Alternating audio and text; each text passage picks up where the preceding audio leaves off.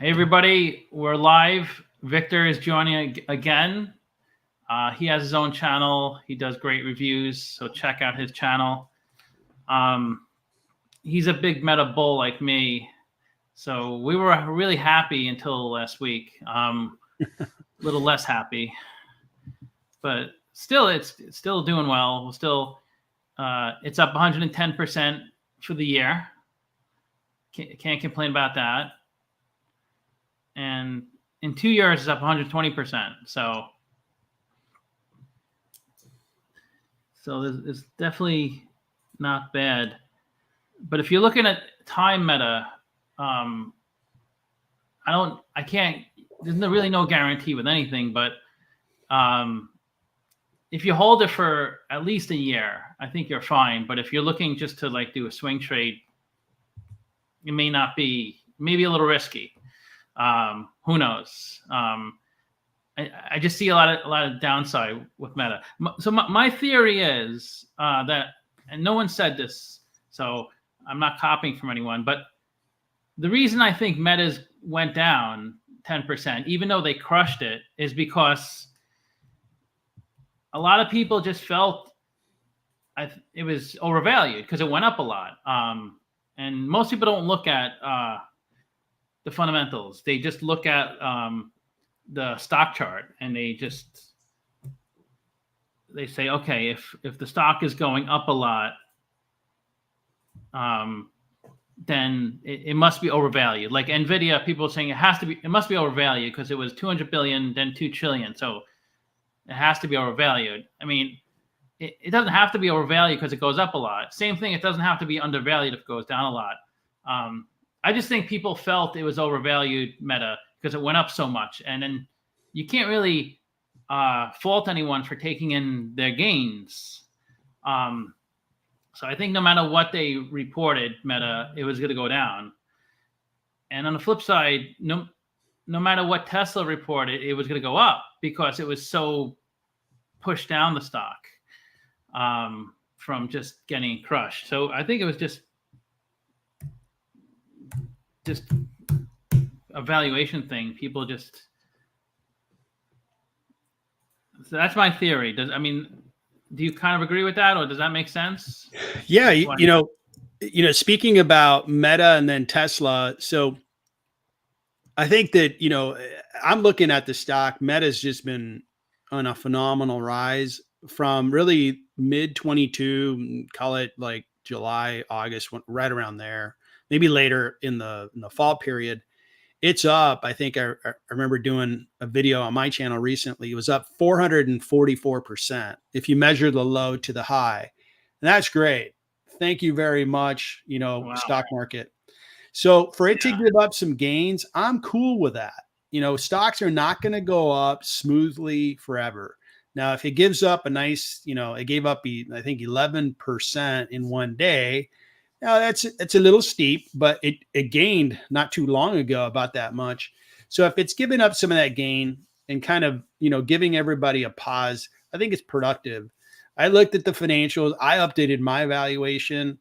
I actually increased my value of Meta at the end of it because they were more profitable than expected. I mean, a lot of things really in that earnings that showed me the business is doing better.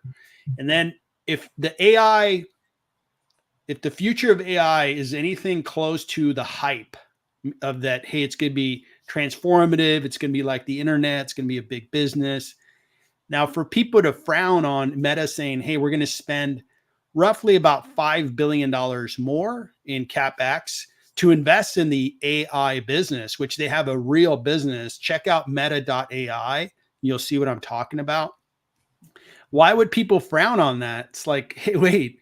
Everybody's crazy about AI right now. Why would you frown on Meta for going in that direction? I think they're one of the few companies, really in the market that can really take artificial intelligence and really run with it and have a real business. They definitely have the data.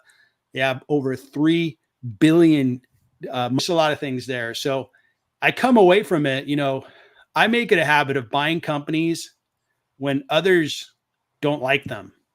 If I see the fundamentals and I understand the business, and everybody else hates it, they're doing me a favor. They're giving me a discount. I'll gladly buy shares. I bought 3 shares of Meta on Thursday, another share on Friday. If it keeps going down, I'm going to keep buying because, you're right that there's no guarantees. You can't predict the future, but you just got to bet on the companies you believe in 5 years are going to be worth far more. And Meta, I believe, is going to be worth far more in 5 years. Absolutely. I mean, that's all you can do. It's a long-term game.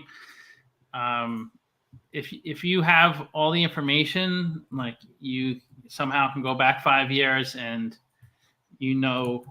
everything that's going to happen, of course, you can be like a trillionaire because you can just, dump everything when there's a crash, buy everything. But there's no knowledge of that. So in the long term, you should be fine. And of course, if you're not comfortable, just buy an index.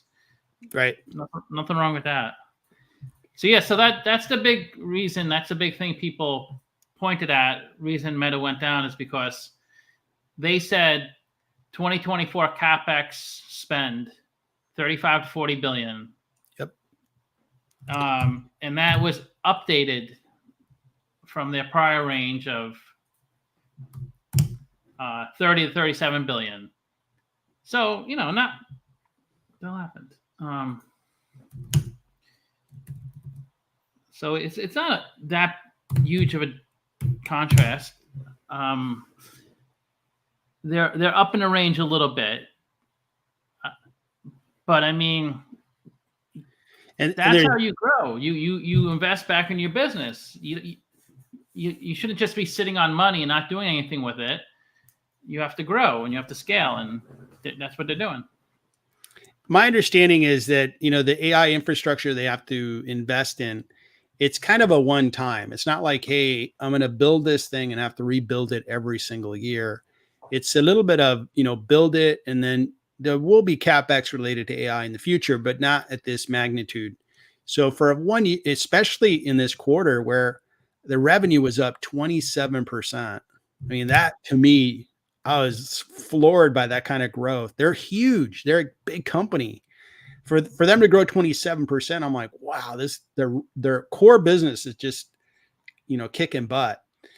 And yeah, they put another extra 5 billion, but I believe they could afford it. If you look at their buybacks, they spent 11 or 14 billion on buybacks, but nobody's, having a heart attack over that. So they have plenty of cash. It's not a cash thing. I think the metaverse experiment that they had that backfired on them, I thought it was overdone. I thought the metaverse thing was a failure, but it wasn't as bad as people made it out to be. And that's why I kept buying the stock in 2022. And I'm glad I did so. So, hey, if the market in general wants to doubt Meta again and discount the stock again, I will gladly buy more shares again. Yeah. And the thing is with any company, like you could pick the greatest companies like Berkshire Hathaway.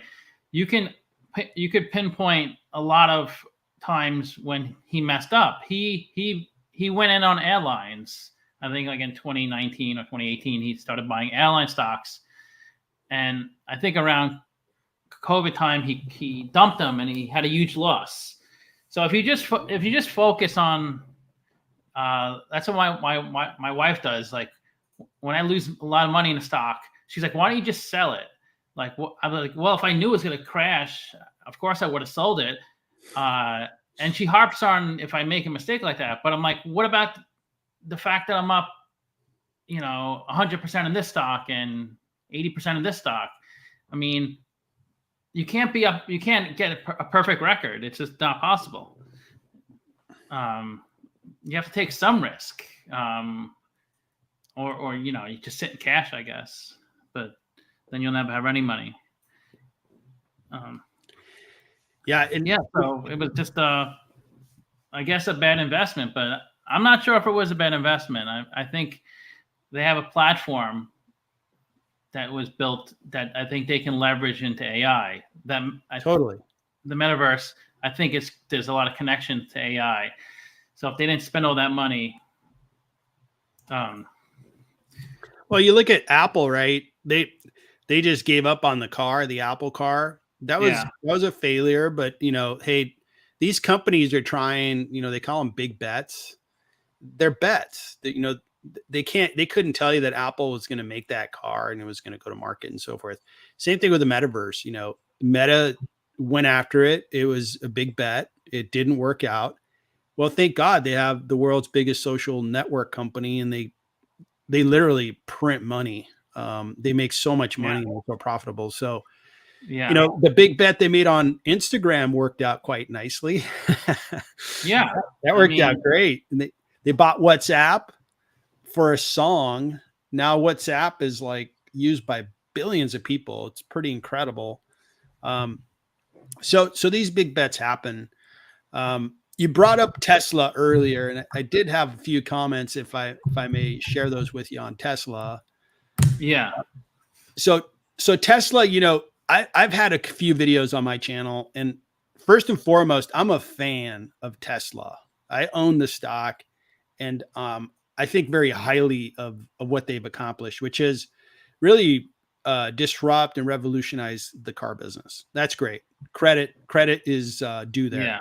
But at the end of the day, in my opinion, they're a car company. They're an automotive company. Yeah. They're competing against some really well-run companies like Toyota, Ford, General Motors, Mercedes.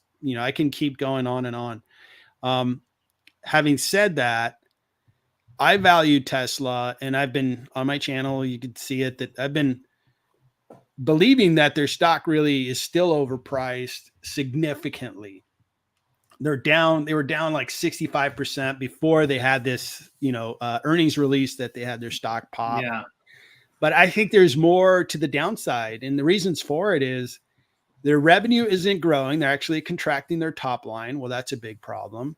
Competition's entered their market big time, so they have to reduce their prices. Okay, that's a big problem. They're making less profit per car. Again, problem. They have to, if they want to, and here's the confusion is the earnings were released, and for some reason the press picked up on the story that they wanted to come out with a affordable car, a lower price car in 2025. Elon Musk came back later and said, no, I didn't say that. So it's like, well, what was the story? Well, the catalyst that they're hoping is going to enable them to grow is self-driving cars. Well, if you follow Waymo, which is an Alphabet product, they've been working on it for 15 years. It's really, really hard. Waymo is already being used in Los Angeles, Phoenix, and I believe Austin and a couple other big cities. It's been being proven out in city after city. And I think Alphabet's way ahead of Tesla. So the whole Tesla story is an investment. In my opinion, it's a place to really lose a lot of money and lose it over a long period of time, because they don't really generate a whole lot of free cash. Their industry is very capital intensive. It's very risky. You have high competition. I mean, you just go down the list and go, I'd rather buy Meta and Alphabet. Thank you very much. They have few competitors, and they make lots of money, and they generate free cash flow like nobody else. It's it's just such a, it seems like a safe bet, Meta and Google. I mean, they are getting high in price, although there was a big drop. And I think people just don't realize Tesla is just a car company, and I know Elon says a lot of things. Anybody could say anything, right? And I'm not saying he's not going to fulfill like what he says, but at the point right now, they're just making money selling cars, which is a hard hard type of business to really be super profitable. If they could get into robo taxis, which is just such a stretch, and I'm not saying it's not going to happen. It just seems like it's so far off the course of. If they, let's say they're successful in robo taxis, they would be successful, in my estimation, between 5 and 10 years from now. So you're investing in a company that's going to have potentially a successful new business in 5 to 10 years from now. I mean, that's, no, thank you. I've got other investing options that are making money now and are growing now and have great ideas that are hitting the market now. And that's not there's no guarantee it will be successful. And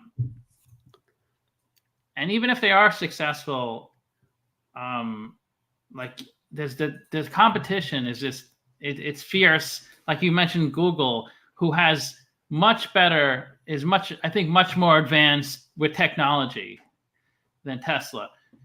Tesla is pretty advanced, but I think Google is kind of like the top or top 3. So because it's a totally different company, like the robotaxi or the like AI, it's totally different than just a car manufacturer.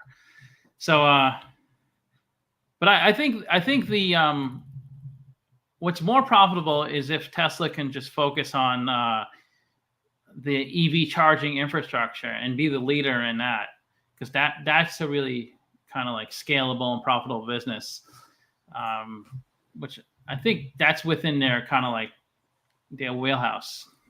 Yeah, agreed. Yeah, if you look at Alphabet, Google, if you were to like look at the press they've gotten over the last 9 months, it hasn't been all positive. A lot of it was negative. If you recall, They were screwing up on the AI front. They had some really embarrassing moments, frankly. And so I was buying Alphabet stock, Google stock.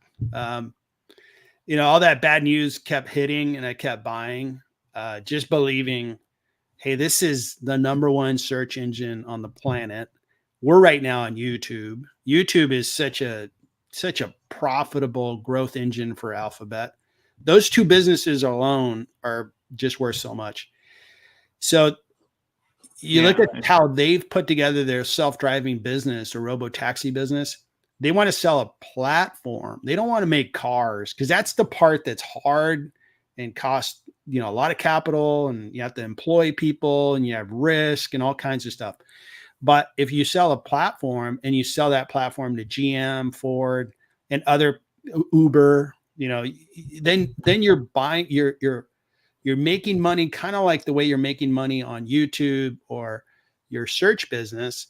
You're not operating the taxi company, but they just pay you, I don't know, 20% of what they make. And that's the platform business is more profitable and it just drives better returns. It's true. The scalability of tech, that's why these companies are north of $1 trillion, $3 trillion. It's you can't get that scalability wasn't really available before the year 2000.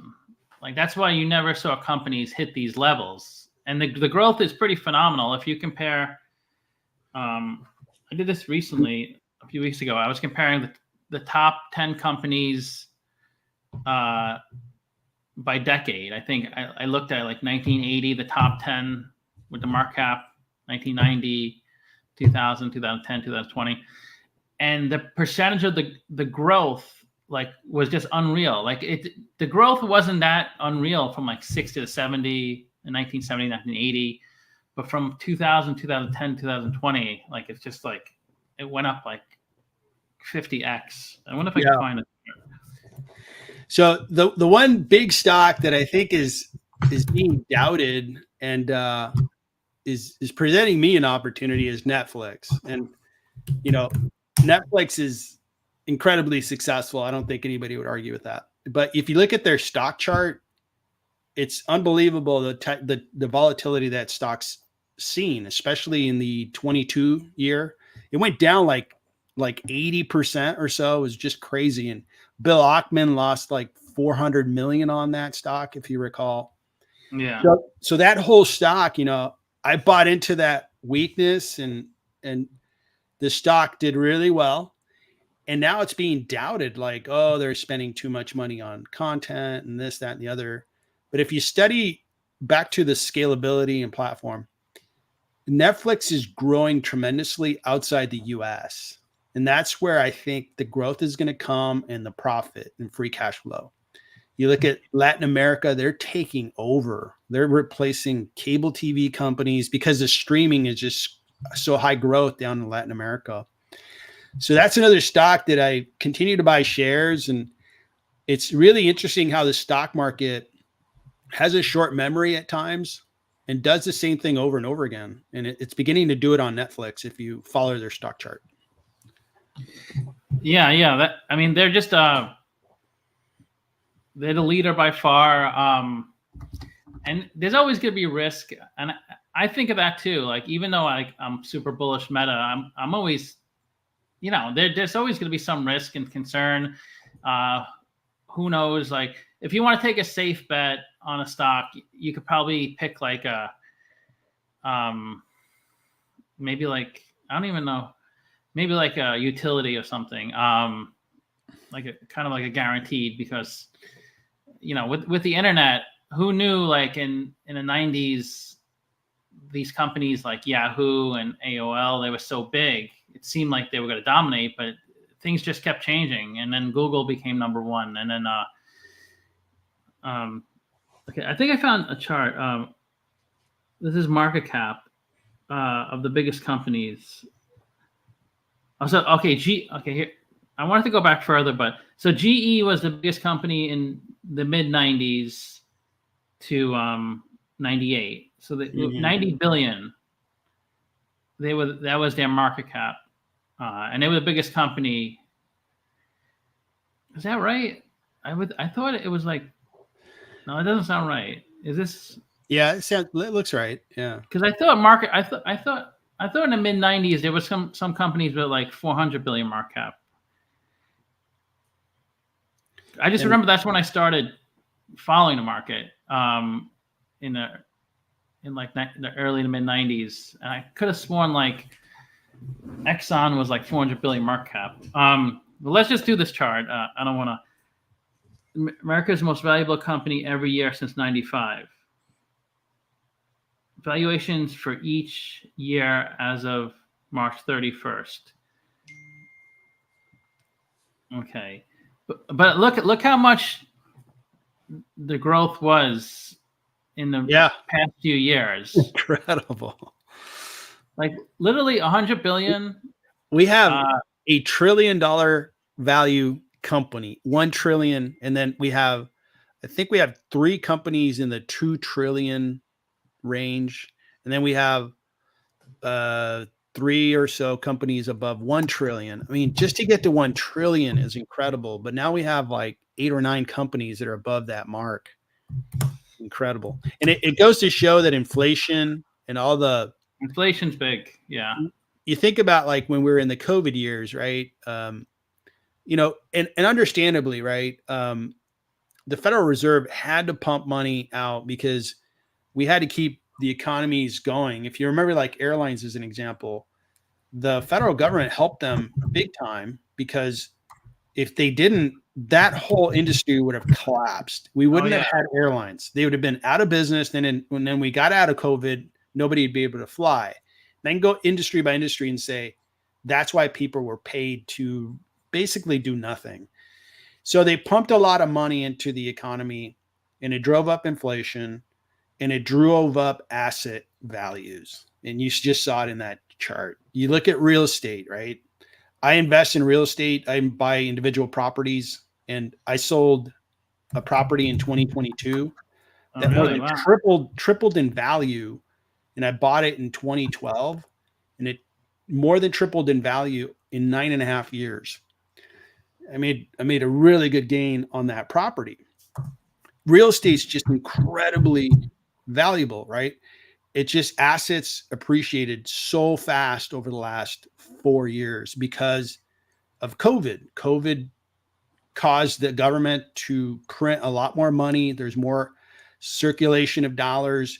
So it drove up asset prices, real estate, stocks, Bitcoin. I mean, I know Bitcoin's kind of hated by many, but follow the price of Bitcoin over the last 4 years.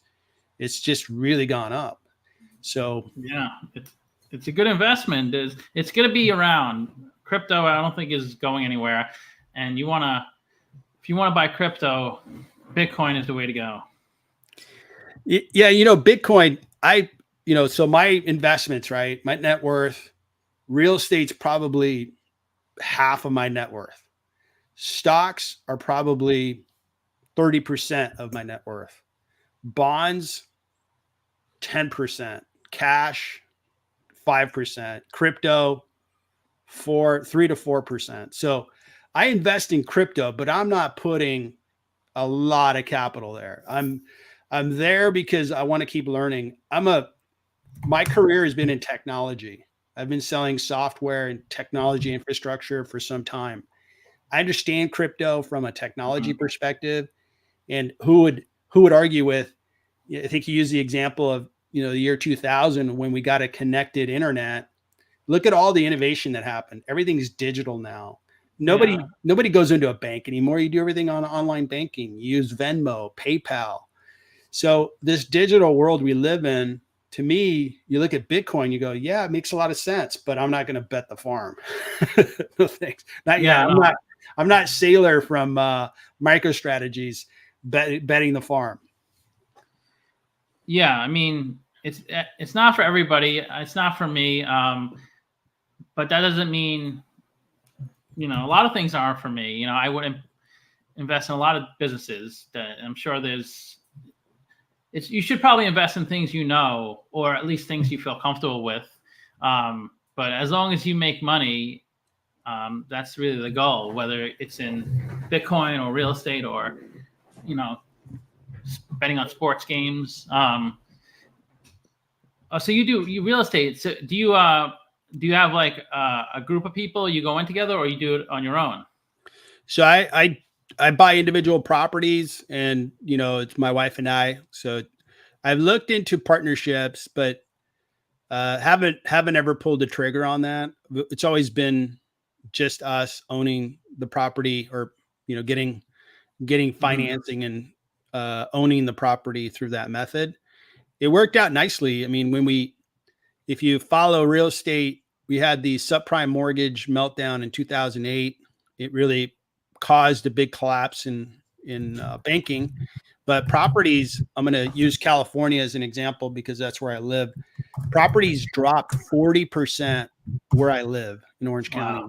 And if you go Inland Empire, which is a different area, they dropped like 60%. And I just thought it's just too good to be true. So I bought 5 properties and really did well because everybody hated it, or everybody was afraid.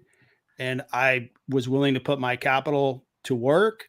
It worked out really nicely. I've sold 2 of the 5, and I put most of that money into stocks and bonds.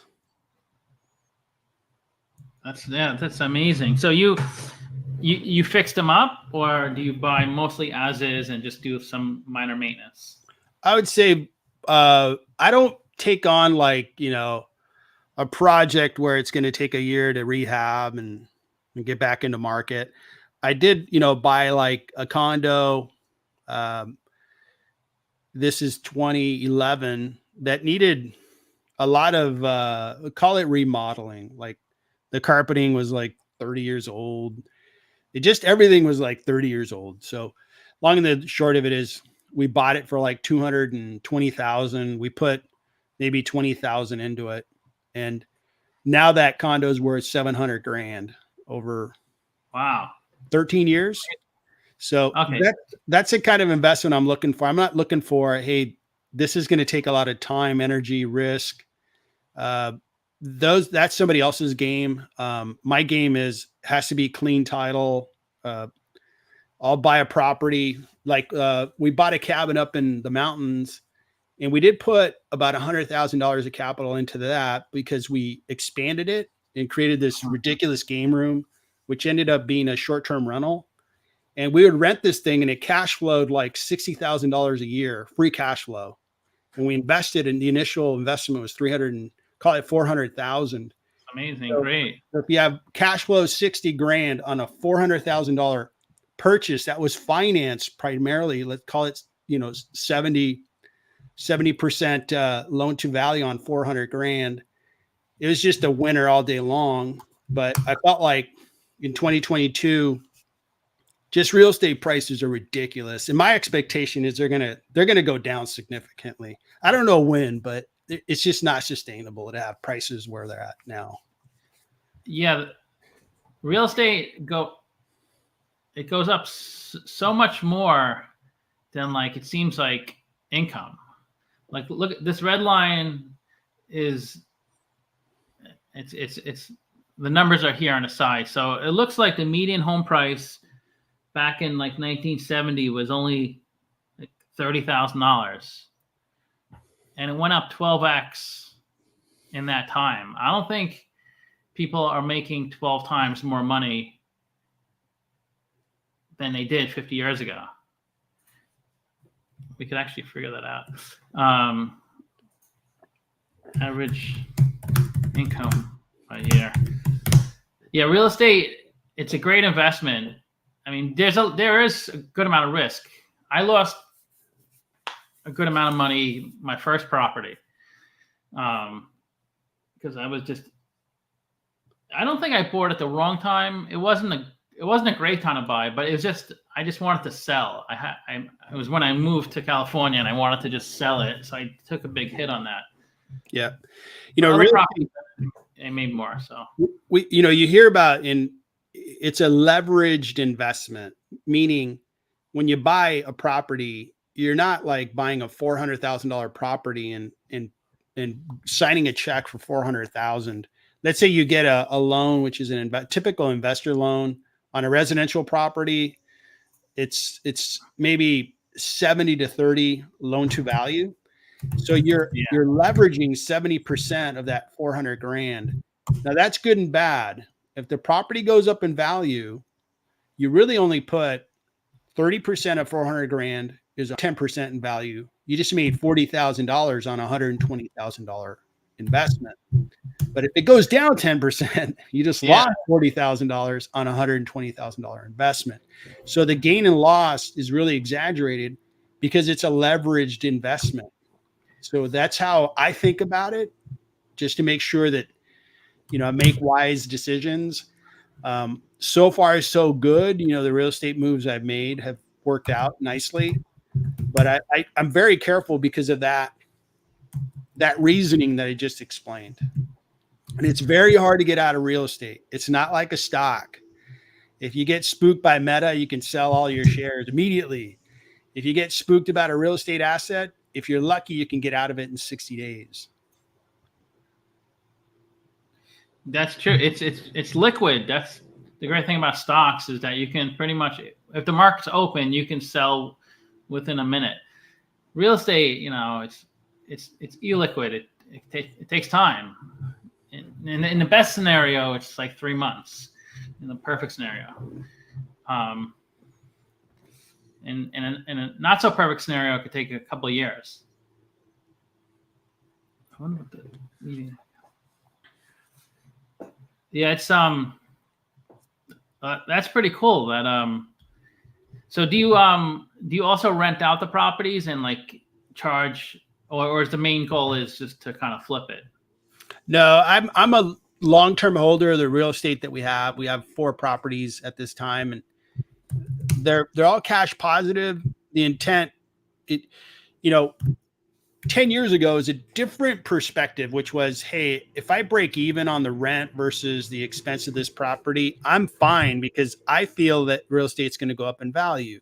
And it certainly did. At this point, they're all cash positive by a good amount. And now I've got that as a kind of an income stream. I'm looking to retire early. I'm 55. We'll see how soon that happens. And it's an income stream. So my perspective is I believe real estate is going to go down in value. and it's just unsustainable. You look at usually a person or a couple or a partnership, they look to buy their first home. What would you say, between the ages of 25 and 35, right? Yeah. That's kind of like when it happens. It's called household formation. So you look at, let's go typical 30-year-old, they're making, I don't know, 60 to 100,000.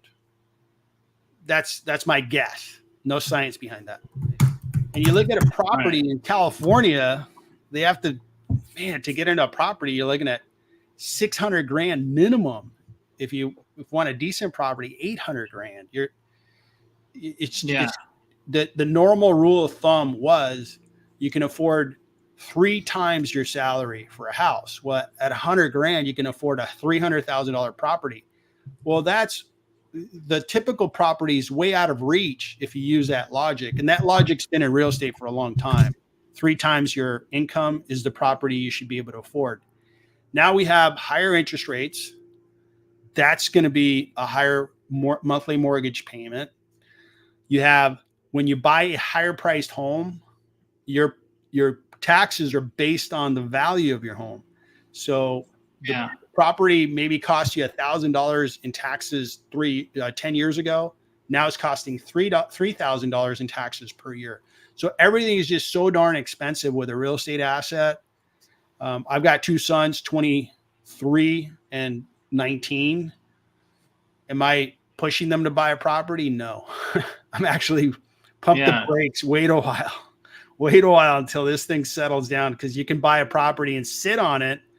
Like a friend of mine bought at the peak of 2004 or 2007, excuse me. And it took him like 12 years to break even. It was that big of it was kind of like the Tesla stock. It has been going down. It takes a long time to get back to a break even point. And I think we're near a top. And if you buy now, you may spend, the next 10 years trying to break even. Yeah. Cause I was my home, the person who bought it in 1996 and they sold it in 2006. So 96 to 2006. So they sat on it for 10 years, but they tripled their investment, which was great. They 3x their investment.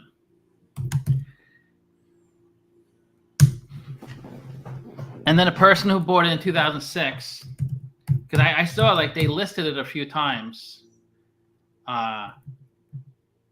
and they just broke even. They were flat because it was just a bad timing. Yep. So, I mean, because it got so out of hand, the prices in California, especially where I live.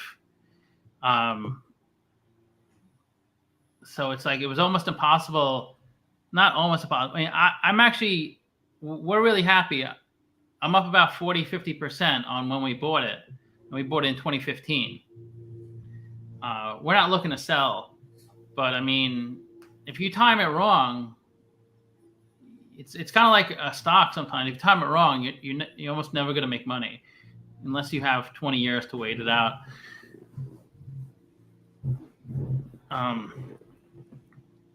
But yeah, so how many? So it's in California, all your properties? Yeah, I've looked at other states, but my preference, so investing in stocks is obviously they're very liquid. I could do it from anywhere in the world, and I'm trying to set myself up so that I like traveling with my wife.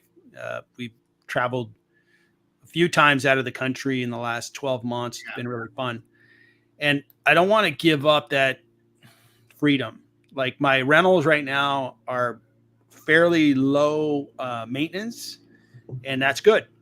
If I start buying in other states or other parts of the country, which I know people that have done that, you're really entering a zone of, okay, if something breaks or something happens, you'll have to get on an airplane potentially and go fly there and deal with it. Now, a new concern that's out there, I don't know how big it is. The media tends to exaggerate, is squatters. Squatters go into a property Yeah, that's vacant, and then it becomes a big problem. that's a nightmare. Yeah. Yeah. So that kind of stuff does keep me up at night. Like, well, what if that happened? Right. So right now, all the properties we own are, around where we live. So that makes it easy. And, like we were in Europe for 3 weeks and something happened with a property. And I just explained to the tenant, hey, I'm in, I think that we were in Italy. Hey, I'm in Italy. Can this wait like a week and a half? And we have a really good relationship with tenants. We treat them really well. And they were like, hey, have fun. This can wait. We'll deal with it for the next week and a half. And then I came back and immediately dealt with it. Yeah, I mean, it just makes sense if you start a business or expand or own real estate. Just keep it close, because it just adds another layer of complexity. And when you can't get to something, like if it takes you more than like an hour to get to something, like it's almost like people are more likely to do something. Like if you have a business that you never go to because it's far away, the people who run the business or work there are probably going to be less likely to like try as hard as if then even if you don't drop in, but if you're within a 10-minute drive, it just makes people feel more on point. That's cool. We did own a couple places. Well, in Manhattan, we owned the place we lived in. That was a great return. And then a place on Long Island. So those were really good returns. And then we bought our house here. I lost on my Staten Island home, but it was only, I paid $150,000 for it. So it wasn't like $1 million home. So I couldn't lose that much. But I don't enjoy a lot of the parts of owning a real estate. I don't like, not that I'm like neurotic about it, but it adds so much more stress, because you have to worry about people. And I know, so for my personality, I kind of like, don't like it. And I'd rather own stocks, but I do see a lot of value in it. Yeah. I think, viewers of my channel studying, the YouTube analytics that they provide, most of the viewers on my channel are, in their 20s, 30s. Mm-hmm. And, as I look back, so I'm fortunate. I've been employed pretty much my whole career, and have saved up a lot of money, invested it, and can really help my family. Like my kids went to the colleges they wanted. I paid pretty much cash. We never even needed to think about a student loan. My kids, all the health care, no matter what they needed, from orthodontics to whatever, paid. My wife wants a car, done. So all these things happened, but it was when I was in my 20s, and the advice I would pass along is, I looked for some mentors that were maybe in their 50s, and I sought advice from them, and they gave me some real jewels. It was almost like if I didn't have like a Warren Buffett, like in my life, right, I don't think Warren Buffett would have taken my call, but I had some people that were kind of like that. The reason Warren Buffett's so darn popular, and I love Warren Buffett, is he has a lot of wisdom, right? So these older guys, they instilled a thing in me that, hey, always save more than 10% of your money. And the reason for it is, A, you're going to accumulate savings, wealth. 2, you're going to learn to live within your means. So if you're only spending 90% or less of your money, you're just going to form these habits. And then that money's going to start to compound. Next thing you know, you got, a couple $100,000 to work with. Then you can make a bigger investment. Then you got a couple $1 million to work with, and on and on. So that was one of the things that, to this day, I try to pass that along to my boys, and I would pass along to the viewers is, if you could just establish something simple, and that simple thing that old man told me when I was in my 20s, you always save more than 10% or more. And if you do that, you'll always have more money than you'll ever need. that proved to be really true. The other thing too, I think you said it earlier, don't ever invest in something you can't understand. I think Warren Buffett said that a million times. Don't ever invest in something you don't understand. Like crypto, I understand it enough to invest a little bit. That's probably the most complicated investment that I get into. Other companies, I could figure them out. I've had a lot of experiences. Like I worked for an oil company, software companies, med device companies, pharmaceutical companies. I've worked for construction companies. And along the way, I pick up, knowledge there so I can figure out most companies and what makes them profitable, unprofitable, and so forth. So that was another thing that I've always tried to remind myself is don't ever get into an investment that you don't understand. Don't ever use mathematical value calculations that you don't understand. A couple of years ago, one of my mentors is Scott. He doesn't know it, but I'm really grateful to your channel. Me? Yeah. Oh, wow. I'm humbled that you say that. You would do your valuations, and this is like 3 years ago, maybe longer. When you first started, I was one of your viewers. And I would ask you like, hey, I cannot get my head around in terminal value. It's a black box to me. And we went back and forth. And finally the math made sense to me. And now I completely understand terminal value. Well, that's the kind of stuff that I couldn't conform to the value of free cash flow with a terminal value number because I didn't understand it. But now I do. And now I have my own, you can look at one of my videos. I think you'll see some of Scott's work in my spreadsheet. That's awesome. But that's the kind of stuff that I would encourage you, study the arithmetic, because the arithmetic, if you understand it and you understand the business, you're completely empowered in that investment. If you don't understand the arithmetic, I think you're kind of flying a little bit blind. So kind of like dig in and try to understand, okay, what is this model? What does free cash flow mean? What does net present value mean? What does it mean over 5 years? What are we trying to get to? Because if you have that type of knowledge, the next step is, hey, let's try to find the next Meta, next Alphabet, the next Microsoft. And we can use that understanding and logic to maybe see if Uber is going to be the next one, or is it going to be Airbnb, or is it going to be, these are like 100 billion market cap companies that might end up being the next $1 trillion company. We don't know, but maybe with the diligence we do on the companies, we do understanding the arithmetic, understanding the logic, the companies, we can find the next set of companies that are really going to explode. Yeah. What did I do? Can you hear me? Yeah. Oh, I don't see the faces on the screen anymore. I could see you.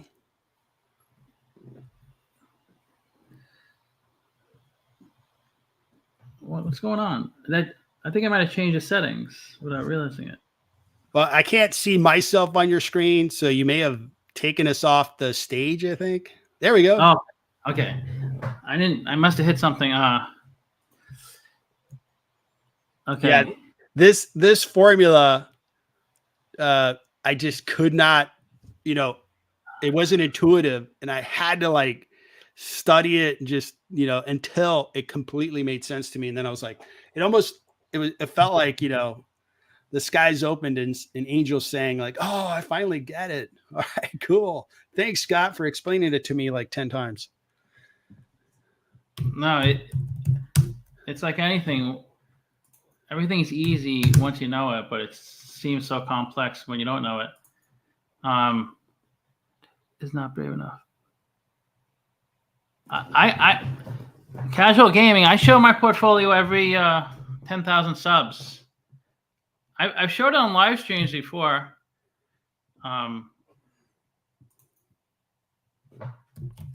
So I think there's a question. Show us your portfolio, and I'd like to respond on that because it's, I hold my portfolio private, and here's why: is friends and family watch my channel. Yeah, And I'm self-made, I was raised in poverty, and I have a lot of relatives that, work really hard. And frankly, I just don't need that in conversations with friends and family for them to know, what I'm worth and so forth. I hold it private for that reason. So I'll talk about how much I've invested in an individual company, but I just don't feel comfortable talking about my net worth and showing, what my portfolio is worth. yeah. I mean, I have two main accounts. So this is the smaller one, I guess. So E-Trade. All my stuff is in E-Trade. So I invest a lot in indexes. So Spider 230,000 and Spider, that's up 58% since I bought it. Amazon, Costco's up the most. Well, actually, Apple. Apple was up like 170%. It's come down 133%. I wish I put more money into Apple. So the only thing I'm down in this one is Pfizer. And I just bought Microsoft recently. I think the past month I've been trying to buy more Microsoft. Netflix, I bought that when it dropped. Good move. But even though it was down 40% when I bought it, a few months after I bought it, I was down 50%. That's it. So you have a super high quality portfolio. These are all big companies. And do you ever look at small caps, mid caps, smaller companies, becoming companies? I do some in my other portfolio. I have PetMed Express, Appcelera. Let me see if I can pull that up. So there's some more, but the riskier stuff is. Do you think Amazon will announce a dividend and join it? Yeah, I think. What's that? That's a good question. Yeah. I mean, probably. I don't see why they wouldn't. But most companies usually do once they stabilize. This, even though they've been around 25 years, they're still kind of hyper scaling growth company,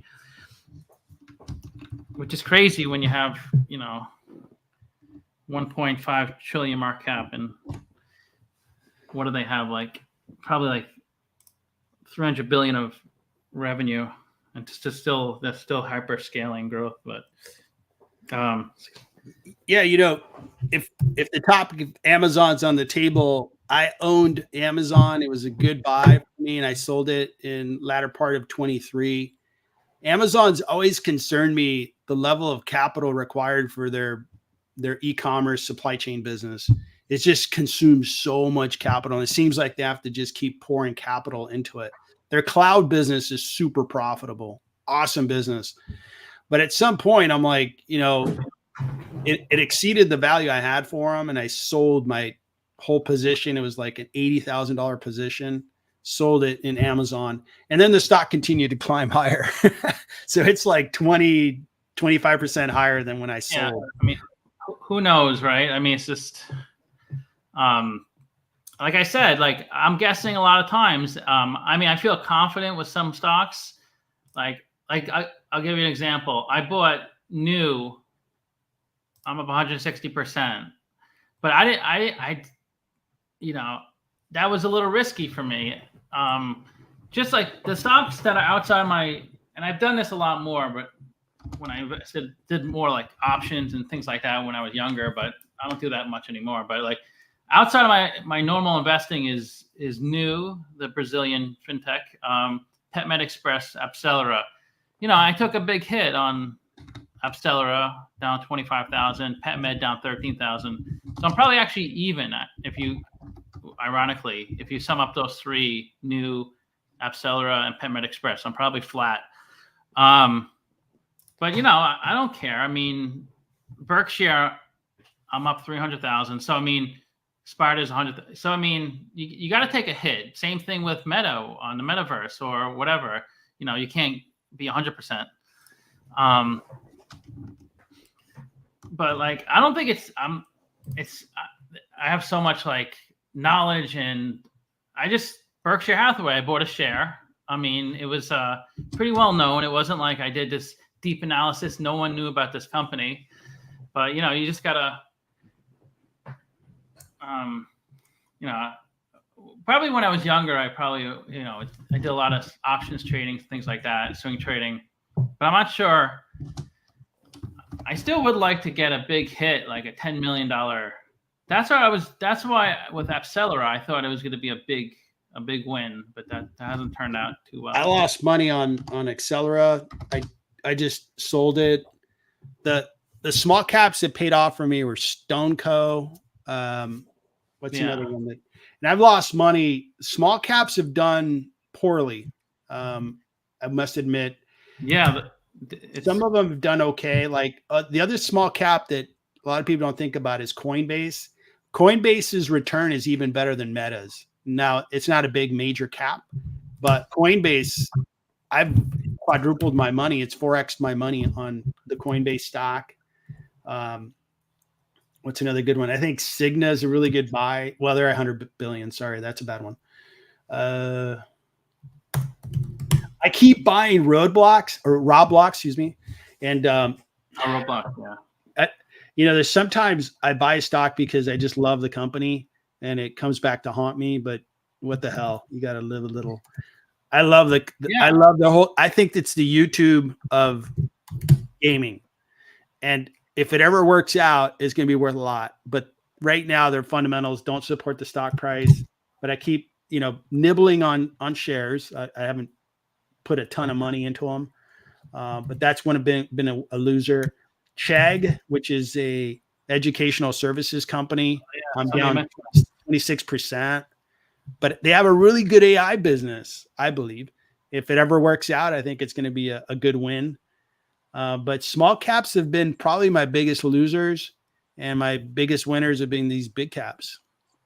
Yeah, I mean, I was thinking of putting money into the Russell 2000, and you would think small caps would start doing really well because, I mean, they're smaller, right? So percentage-wise, you would think if you invest in these 10, 20, $30 billion stocks, they could 10, 20, 30x. But you know who's been 10, 20, 30xing? The Apple. Microsoft. Yeah, I mean, NVIDIA, Meta, over a longer time for our horizon. So I mean, but fortunately, I haven't really invested in small cap.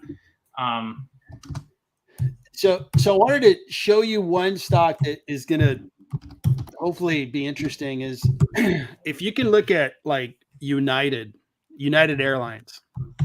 Now, my theory on airlines 2 years ago was they're going to really start making money when everybody wants to fly. And that theory proved to be correct. Second, I looked at the cost structure and thought they're going to be really profitable. Theory correct. And now the stock really popped on their last earnings. They're up like 25% in the last month. But if you look at their net income to market cap, it's above 20% for United. And the stock, that's how people avoid airlines so much, is that they allow a company to be out there making incredible amounts of profit, but still are not willing to buy, because the United stock's been an okay performer for me. But the fundamentals have just been off the charts. United, huh? Yeah, we should look at that. So I put together the WAC formula. Hopefully people want to talk about this. So when you value an investment, like, I value stocks on the channel, but it could be any investment, like a business. You predict the future cash flows, right? But you don't have to predict, 4, 5, 10 years. Like, you can just do the past year. So if you were buying a business, well, it would have to be, so if you were buying a real estate and the free cash flow was $10,000, think it's too high valuation. $10,000.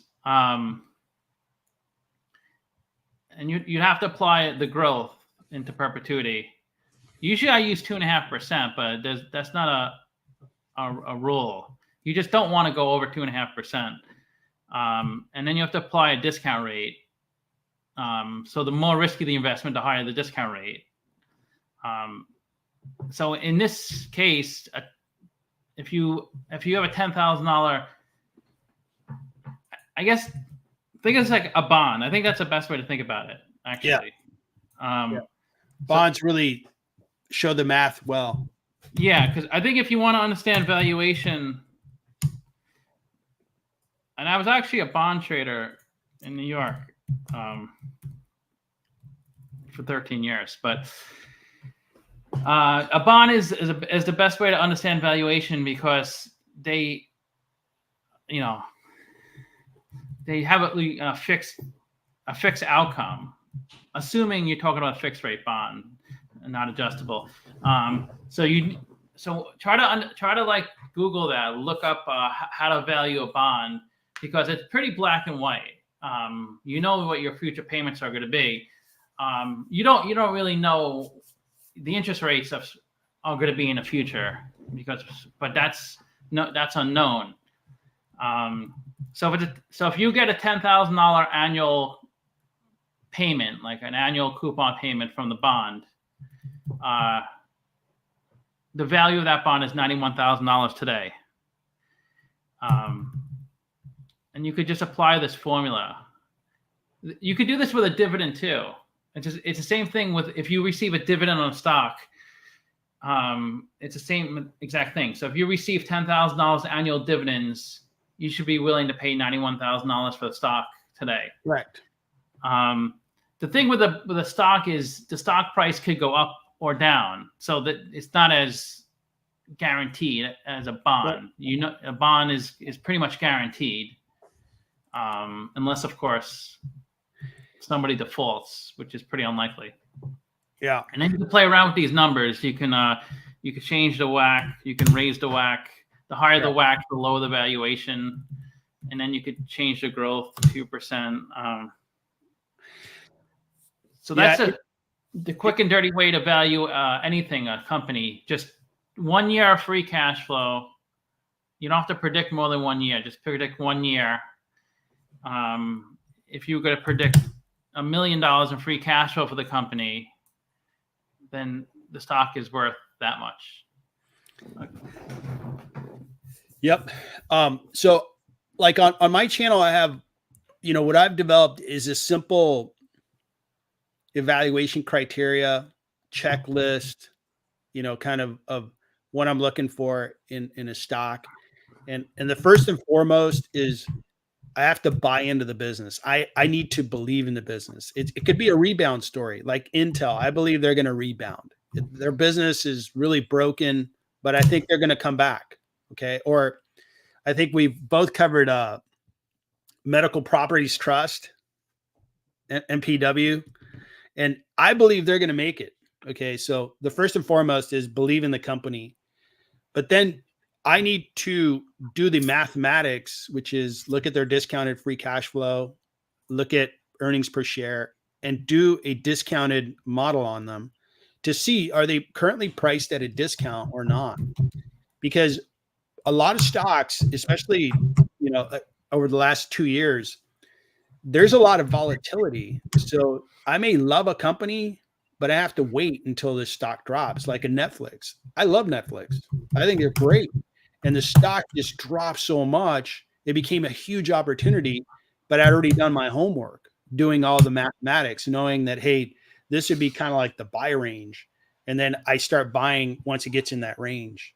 But first and foremost, I have to believe in the business. If I don't believe in the business, then I shouldn't be in it. I should just get out. And I don't believe, like right. Tesla. We've been talking about Tesla quite a bit. Again, I'm a fan, and I was more of a fan 10 years ago because I think their story is getting a little old. Just keep talking. I'll be 1 minute. Yeah. So I'm not a believer in the Tesla business anymore. But the Uber business, I'm a big believer in Uber. I think Uber's doing a lot of things right. They're growing their business. They're becoming more profitable. Their Uber Eats business is really growing. They have a global footprint of their services, and internationally they're growing quite fast. So that's kind of, we have modeling to get to what is a discounted, I guess price on a stock, but I have to marry it with my opinion on the company and if I believe they're a good company. I don't have to buy the number one player in that industry. It might be a rebound story. I have to feel like that company is going to make it. And that's kind of like following Peter Lynch's, advice. And if you know who Peter Lynch is, he ran the Magellan Fund, and he was a non-finance guy that ended up becoming what is now considered, I guess, a hedge fund manager or a mutual fund manager. And he always believed that, you have to believe in the business first. And I truly believe that too. And then you have to do the math to see when you should be buying that stock and not overpaying, because it's easy to find businesses that are great, like Microsoft. Microsoft's great. They're phenomenal, but they're valued above 3 trillion. That's pretty expensive. Yeah, So, it's expensive. energy companies. I worked at an energy company. I worked at Chevron, my first job out of college. I was educated in accounting. I worked in accounting. Then I have an MBA. My first job out of college, worked in accounting for Chevron. And I'm a Chevron. Did you go in California to school? Yeah. So down here, I worked for Chevron down here in Los Angeles. They're headquartered up in Northern California, up in forgot the city. But yeah. I own $124,000 of Chevron, and wow. I like their dividend. I think oil prices are making oil companies profitable. The other part of energy that's interesting is these power companies, because obviously like data centers are consuming a lot of power. Just the world continues to consume more power. We need more computers. We need bigger TVs. We need better lighting. Just consumption of power is high. So I've been recently looking for a good electricity producer. I usually don't like utility companies because if you look at the amount of capital they have to put in their businesses, it's usually higher than their free cash flow, or excuse me, their operating cash flow.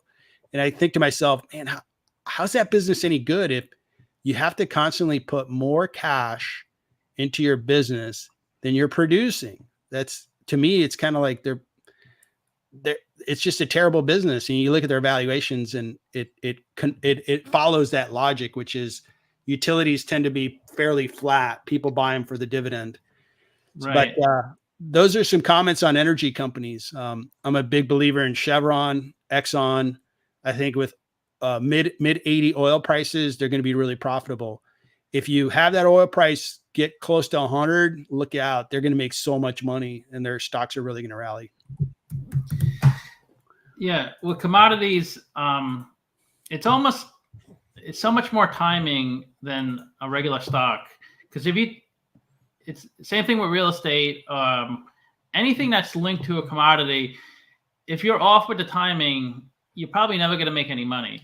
But like if you look over like a 10-year period for a good company, like a Microsoft, a Meta, you would make money no matter when you bought, as long as you held for a few years, because it could be, down markets, things like that. But with a commodity, it could be like a 20, 30 year if you time it wrong. Because a commodity can't really go up over time the same way a stock can, because gold, it just can't keep going up. It will go up, but it'll be a slow, gradual going up. Like it'll be up and down, up and down. It won't be like, if you look at NVIDIA's chart, a commodity will never look like that. Like, sure, it goes up over time, but then it comes down because gas prices, they'll go up with inflation, but a stock can crush inflation. Like, could you imagine how much, Tesla or Apple has grown. So, but I think if you like safety, I think those are good stocks to do. If you want a safe dividend and less risk, but you're probably not going to fire tax your investment on a stock like Right. Chevron. No, it's, I got Chevron in my income portfolio. I have, call it 3 portfolios. My growth portfolio, it's got the most money, and that's got Uber and Airbnb and Meta.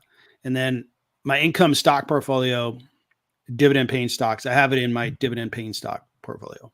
And that's maybe half the size of my growth portfolio. Yeah. So if you look at the underlying commodity and you realize,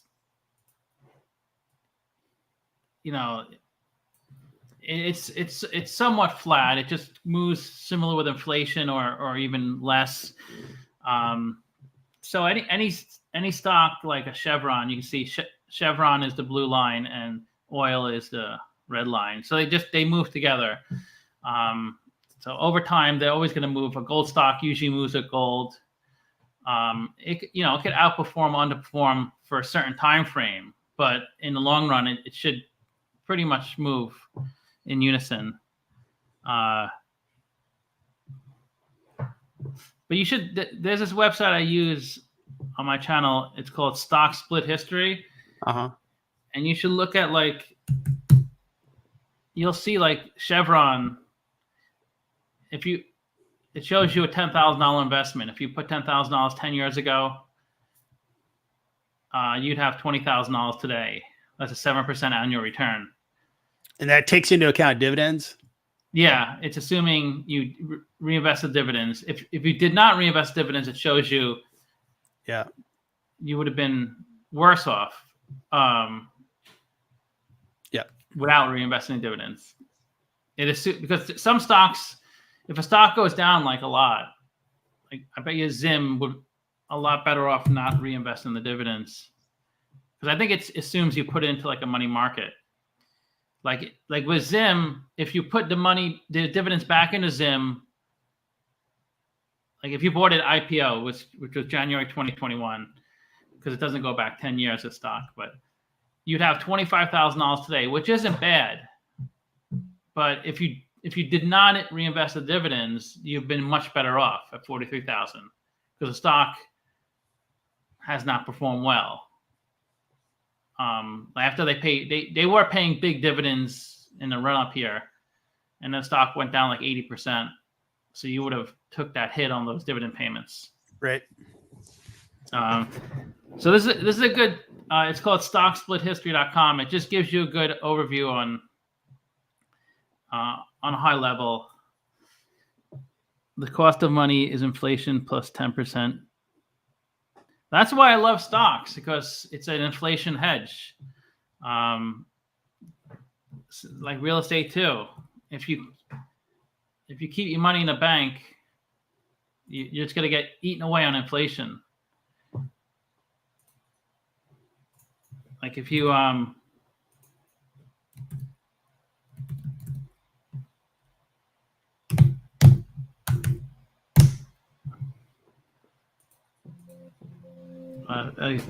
if you grow 2-3% a year or whatever, you wouldn't even get 2-3% in the banks. There's been a number of years you would have gotten less than 1%. And if you grow it, if you put money into a bank account and assume you for 20-30 years, you would the value of your money would go down significantly.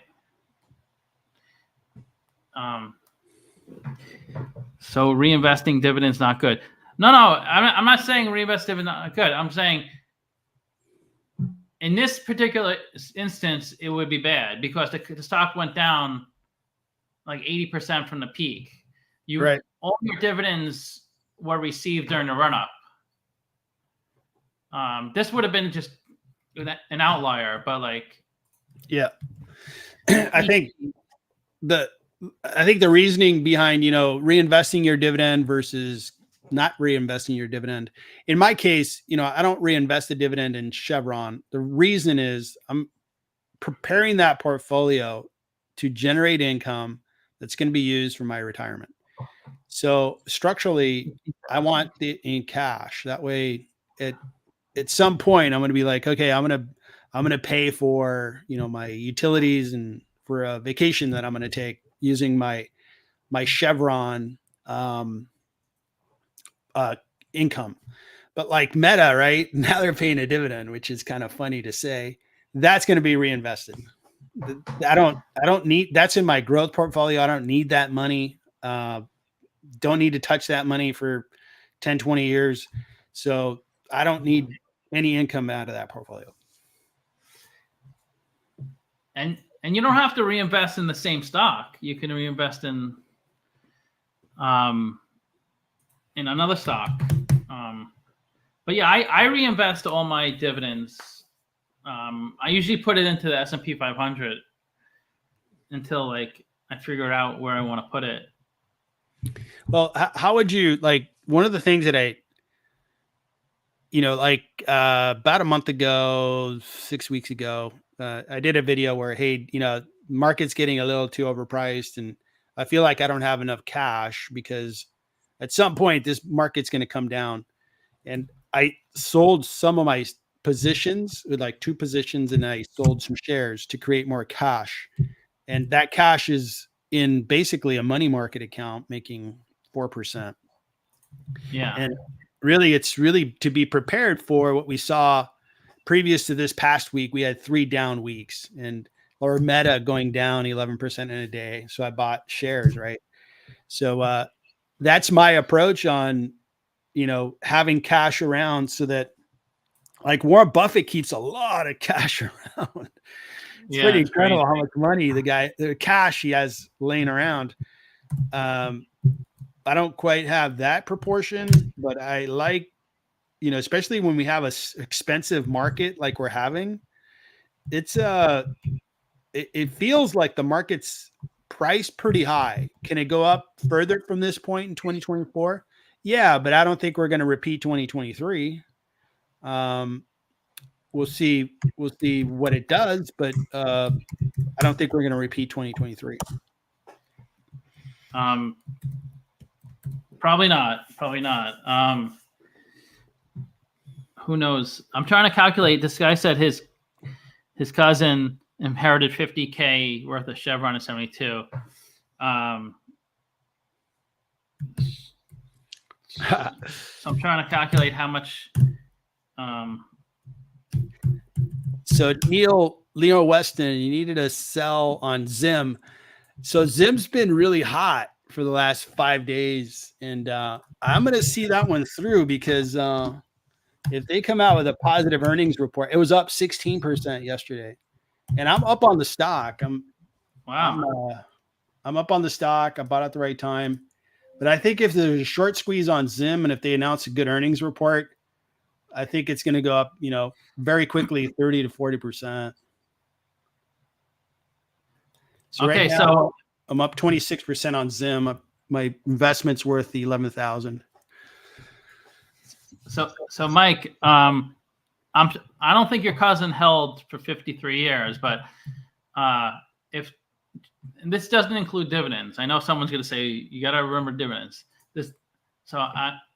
That's a little more difficult to figure out. But so in 1971, if he had $50,000 worth of stock, it's stock split adjusted, but the average share price would be $2.30.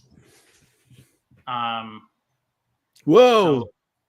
So if he just kept it in the principal, he would have $2.6 million of Exxon stock. But if you built in the dividends, I think it'd be probably like, actually I could probably do it pretty quickly. Okay, this times, let's just assume a 3% dividend, which is probably more, but over 53 years, right?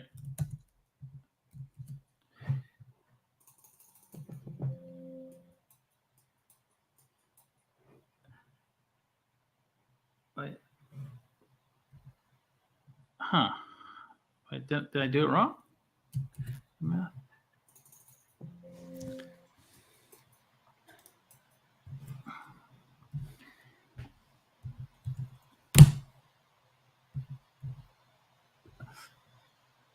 Oh, I'm doing.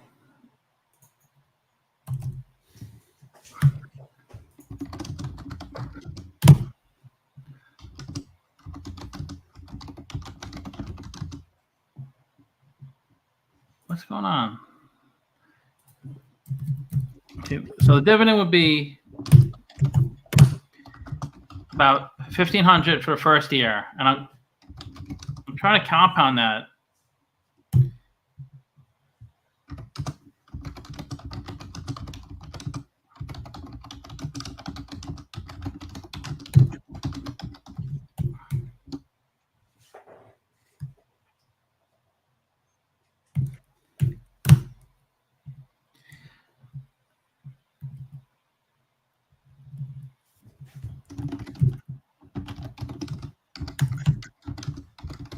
I don't know why I can't figure out the math. I can't.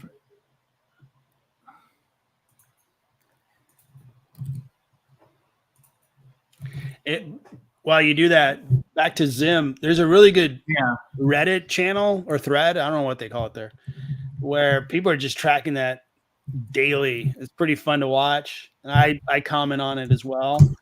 But everybody's calling for a short squeeze on Zim. It'll be fun to watch it. Oh, short squeeze. Yeah. It was so popular for a while. Subreddit, that's it. Thanks, Alex. I'm an old man. I don't have the new lingo. I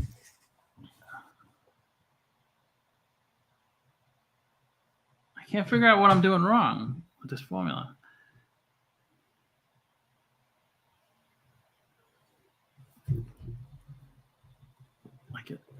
Okay, I just did it the long way, but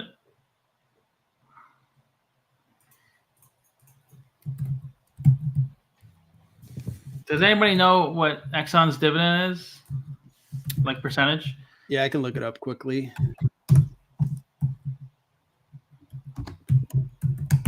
It's is it XOX or XOM? no, I got it wrong. So percentage wise, it's 3.22% currently. Okay. So I use 3. That's fine, I think. And actually, I don't understand why the formula didn't work. It would be higher than this too, because it would have to compound with the price. So I would just tack on another 500,000. So 3+ million. That actually maybe even more. Probably 3.5 million. That $50,000 would be worth. But I'm sure they probably sold it like right away, like most people do.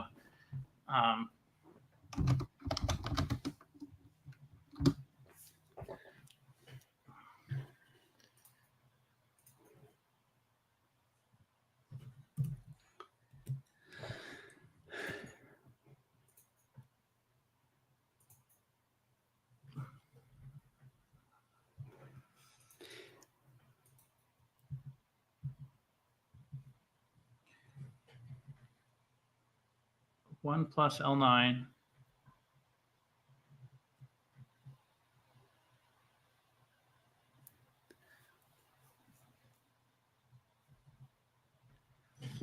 Oh, I think. Wait. 1 plus. Okay. Oh. 1 plus. Okay. Equals 1.03 to the 53rd power.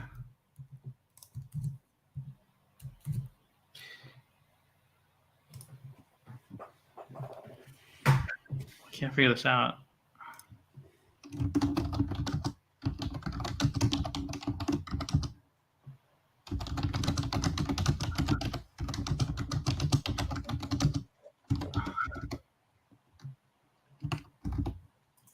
doing wrong?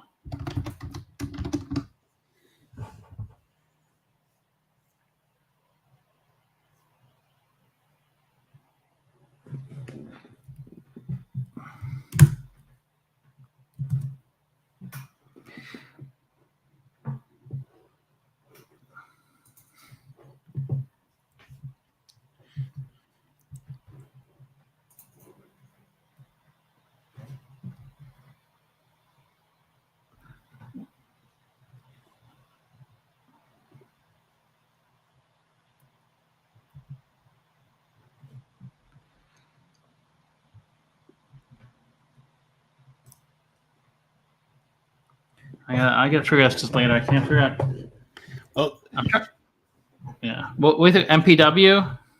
yeah, I just put out there. It seems like, some of the viewers are like, well, I think in tune with short squeezes. I'm not.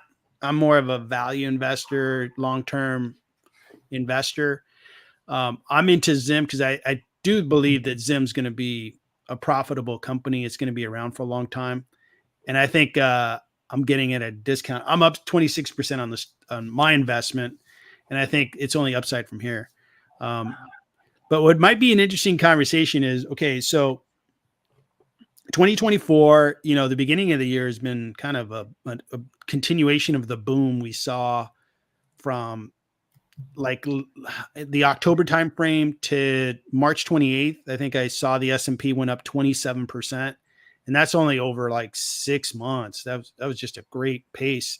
But then we had 3 down weeks, and I felt like those down weeks were really good because prices were just too high. It was just getting too ridiculous. But that 3-week run of lower prices kind of let some of the air out of the balloon. From this point, I'd be curious to hear what people think is going to happen next. I think we're going to have a modestly good market from this point forward, at least for a couple weeks. I think if the earnings continue to be positive, stocks are going to continue to rally. Yeah, it's so hard to predict this stuff. There's always a pullback, and you don't know how long the pullback will be and how much, and oftentimes the pullback you think, well, this is a little more severe. I guess it's hard to. That was the COVID one. Yeah. COVID. See, we had like a nice little dip for 3 weeks. It could have been longer, right? But then you had, Alphabet showing up with a great earnings and Microsoft showing up with great earnings. And other companies had good earnings, like Visa had really good earnings. And Visa is kind of a barometer for a lot of things because it shows credit card transactions. Their revenue is up like 9% overall, which was really impressive. And they're already a big company. So across the board, and like Kroger, it's over a month ago, but Kroger was making a lot of money. It's a grocery store. United Airlines making a lot of money. So earnings really were the cause for the positive week this past week. And again, if earnings continue on that path, it's going to be positive for stocks. But if earnings hit a wall, we're going to have a couple more bad weeks. Yeah, it seems like the fundamentals are there. It's not, people are saying, "Oh, it's going to be it's going to be worse than the Great Recession in 2008, or it's another Great Depression." But I don't see 2008. There was structurally a big problem, which was you had a lot of lending, and these are big loans. I mean, we're talking people are buying houses. And there was so many bad loans in the system that once the house of cards started to crumble, it crumbled fast, and it caused that huge problem. I don't see anything structurally anywhere near that type of problem. Do we have an expensive stock market? Yeah, and I think if you buy the wrong stocks at the wrong time, you're going to pay the price.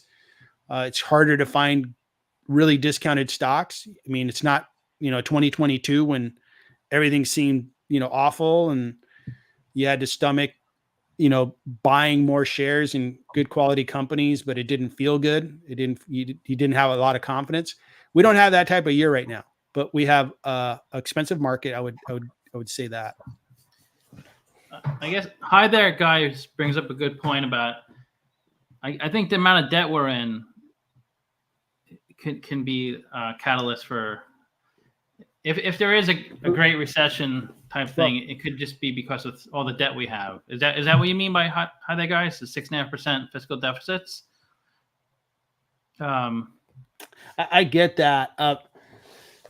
Let me kind of play off of that a little bit and just say that my adult life, I've heard we have a deficit problem, and the amount of debt we have today is far more than when I was hearing it when I was in my 20s, 30s, and so forth.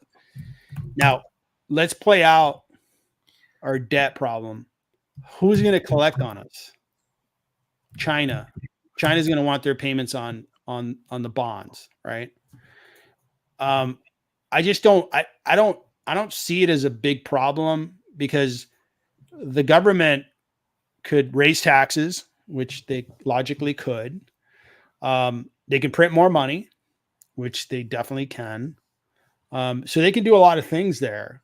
And we do have an economy that is, it's such a productive economy that we can work our way out of that problem. So I've never felt like debt is a giant problem in my mind, but I could be wrong. I just don't ever view it as, hey, it's something that keeps me up at night. I just keep investing. Yeah, I feel the same. I hope that's correct. Where I don't think it's as bad as people make it out to be. But I just think when you look at anything, you can't look at things on a nominal basis, because if you said, like your great grandfather,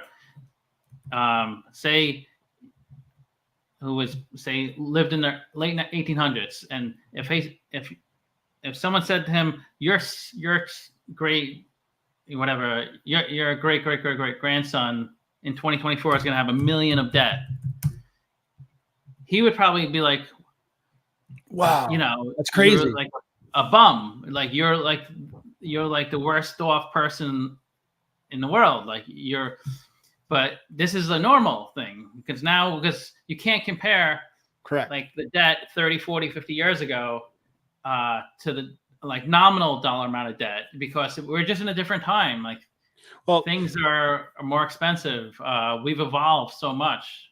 One other point that I'll make on debt is, the U.S. is in the position of being the global economic power. I don't think anybody would argue that. Our stock market, we have $3 trillion company. We have a couple at $2 trillion. I mean, this is the economic power engine of the world. Second, the dollar is the currency of the planet. If you go to Russia, the hard currency used there is the dollar. If you go to Latin America, the hard currency there is the dollar. I could keep going on country by country. And right. So when we have that position and you have high amounts of debt, I mean, what's the world going to do? It's like, okay, well, you can just print more money, which is going to cause inflation domestically, which would be a problem, but that could be used to pay off debt. We can increase taxes, which would be a little bit of pain to the population, but we could do that. But we operate from a position of, we are the U.S. We are the global economic engine of the world. And we do have the U.S. dollar is the currency that's most often used around the world. If it was a different scenario, let's say we were Argentina, or in Argentina, their inflation and their debt becomes a big problem because they don't have the luxury that we have, which is, hey, the currency of the planet is the dollar. We are the economic engine of the world. So they kind of fall behind very quickly. Or a Venezuela, they've had huge structural problems. Well, those are other countries, and I feel for them, but luckily for us, it's we're in a pretty good spot. Yeah, I think it's kind of like when people say is the market overvalued? They don't know when the right time to come in, and they just sit in the sidelines for years and years. But look at like the PE for the market, and you'll see that we're a little more overvalued than maybe 50, 60 years ago, but we're not nearly as overvalued as other times, like right before the dot-com crash, and we're not even that really overvalued. When See, you look at like 1940s, right? We just finished a world war, and we had to rebuild Europe, and we had to help Japan. So there was this incredible debt, and then we in the 50s, those were go-go years, and you saw the graph drop because of economic output. So, I think that could happen again here in the current time. Yeah. So, I mean, that's really the way to look at it. Like, don't just say a stock is overvalued or undervalued because of the stock price. Look at like the fundamentals. This is the PE. Wow. I think this chart's a little. Wow. You can see how high the PE was in 2000, the Great Recession, and right before the dot-com crash. But we're not like overvalued because we're just so much more profitable than we were in the past. Same thing with the debt, where you got to look at it relative to like something like the GDP. Because a nominal number doesn't really give you that much information. So it's not like we're. You look at our GDP, right? Like Meta, a lot of their growth is internationally, but that's a US based company. And you look at Netflix, a lot of their growth is international. That's a US company. So it's like, holy smokes, we're taking a lot of the world's GDP because Netflix is disrupting, let's say they have the biggest production in their history that's going to happen in Colombia. And there's this novelist, a famous one, I forgot his name, and they're going to have the most expensive production on Netflix be around this guy's novels. And so Netflix is going to disrupt Colombian media. Like people that were going to make movies in Colombia are going to have to compete with Netflix. And that, I don't know if that shows up in our GDP, but those are the kind of companies we have in the US. They're growing internationally and just taking a greater slice of the global pie. Yeah. It's there's so many moving factors that's what makes it so difficult. It's not like looking at like something really simplistic like a bond. But yeah, you brought up United before. Yeah. So do me a favor on United. Look at their most fiscal, the last quarter, and then compare the market cap to the profit, the overall, like, I guess you can go look at the share pricing, look at earnings per share. That would be easy. And that would prove my point.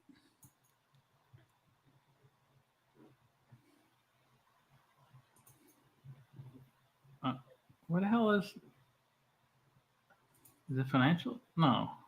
I thought on Simply Wall Street it gives like a chart by quarter. I mean, so I use Stock Analysis. That's my website, but that's the website I like. So their market cap is 17 billion. Their net income is 2.69 billion, trailing 12 months. So if you take 2.69 billion divided by 17.3 billion, I'll do that on my iPhone here.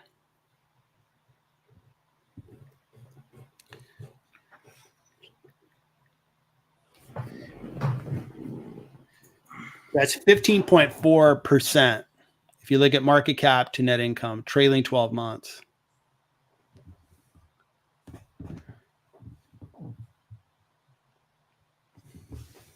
There you go.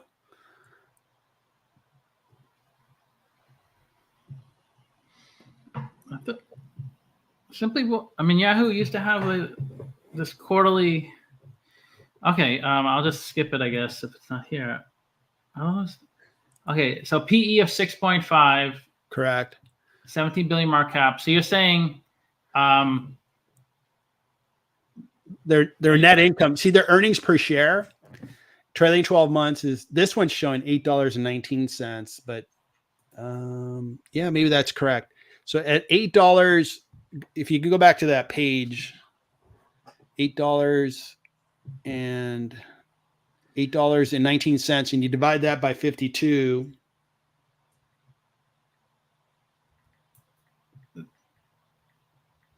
Why 15.6%.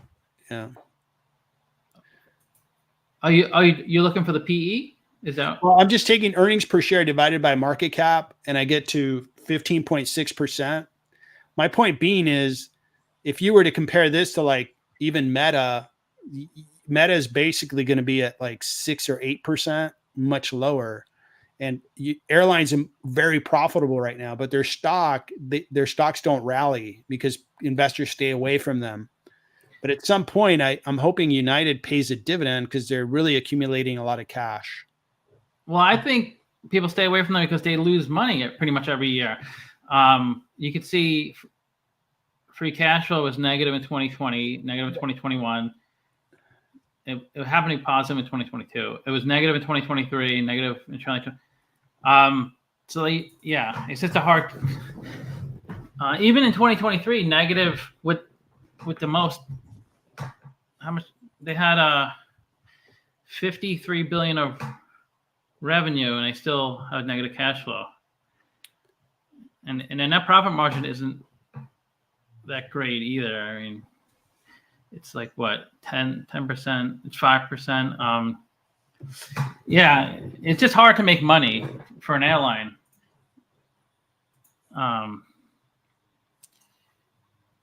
Let me look at FinViz. What do you think? Hi there, guys. What do you think of United? You think the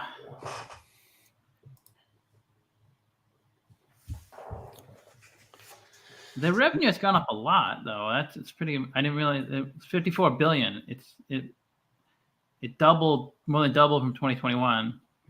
You know, and I've been like comparing to 2019 because I think 2020 to this industry shouldn't really ever be taken into account because it was such a disruptive year. Like you couldn't fly, and people couldn't get on airplanes.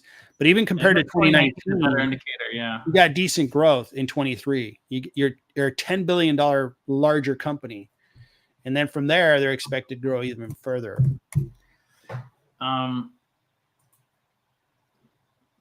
But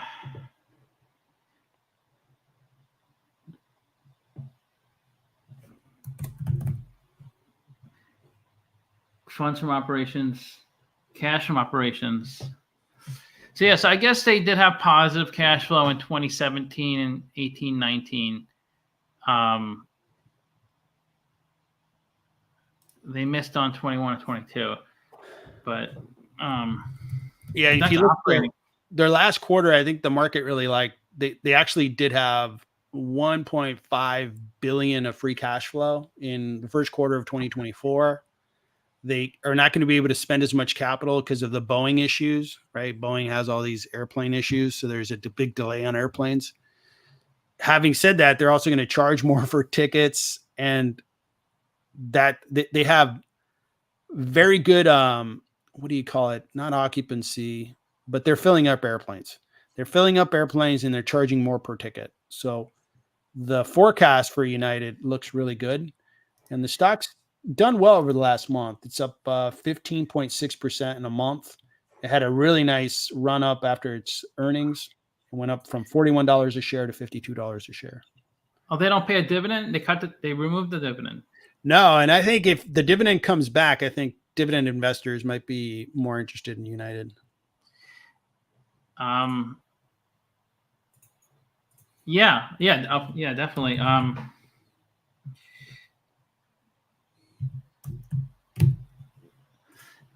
How much were they paying? Let's see. How come nothing's coming up? Let's just say it's a 3%. What are they? 17 billion? Mm-hmm. Yep.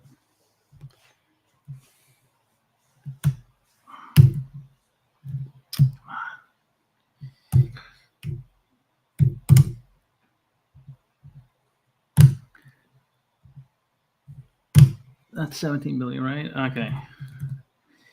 So 3%. So let's just say they pay 3%.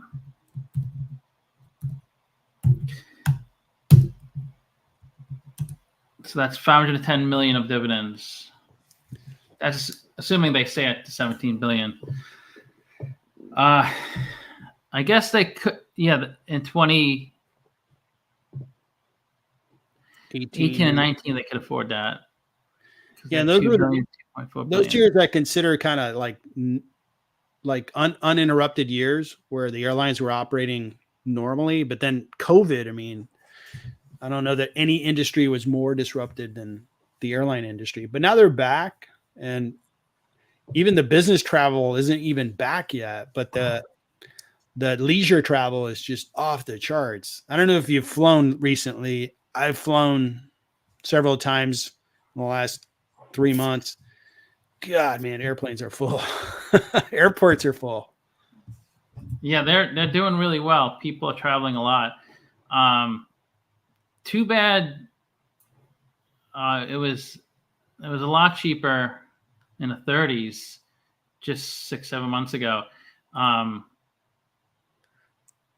Look, before COVID, it traded at $90 a share. Yeah, 90. So, and then if you can get back to 90, that'd be sweet.